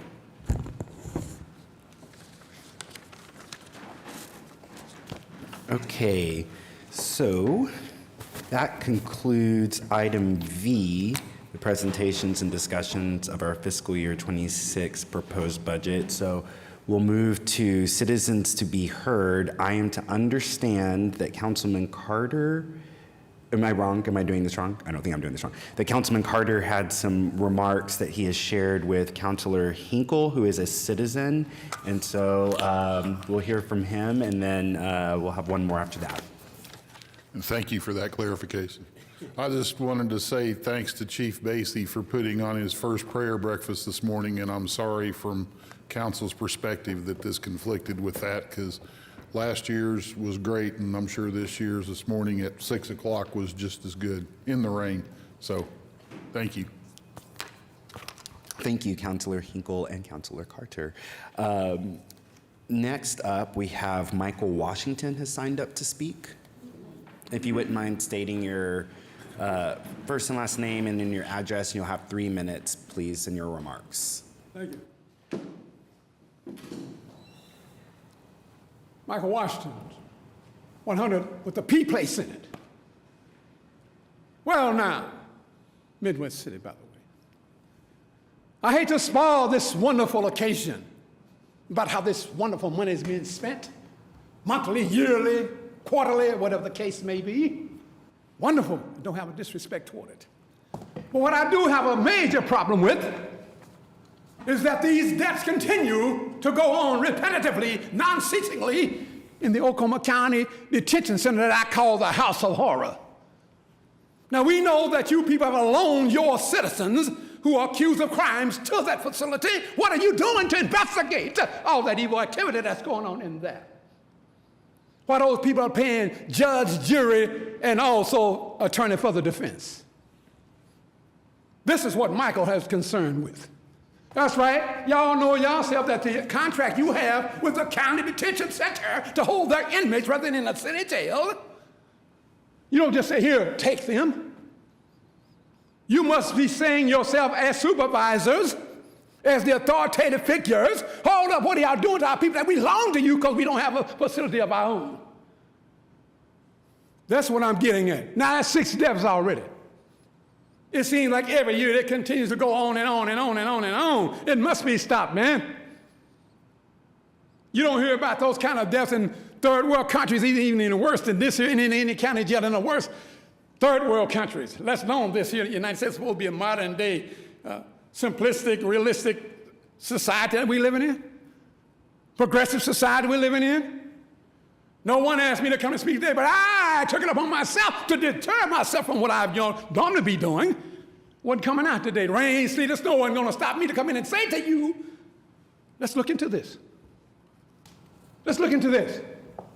These people are depending on you. You just can't, you know what? Every person go to jail is not a criminal. Let me state fairly what everybody can hear, just like they accused Michael of that fake elderly abuse. Huh? Are you kidding me? Look at this face. Look at this face. Elderly abuse me? I'm not in jail. Why? Because those suckers know I ain't done no stupid stuff like that 2.5 years ago. Still on the same case. They're still alive, moving about because they hold up a minute. 30 seconds remaining. We know better than this. Your people deserve better. And if it were your loved one, friend, associate, whomever's in there, they have a right to be protected in life, living in pursuit of happiness, and let a judge decide whether you stay or go. Not for the jail to say, well, you die today. There are a pocket of people allowing that to go on, man. What are y'all going to do about it? You need to investigate and look into it. Thank you so much. I don't want to go past my time. I will be back. My favorite time. Thank you, Mr. Washington. And I believe that is all of our residents who have signed up to speak under citizens to be heard. So that will move us to item 7, adjournment. Thank you. Thank y'all so much. And invest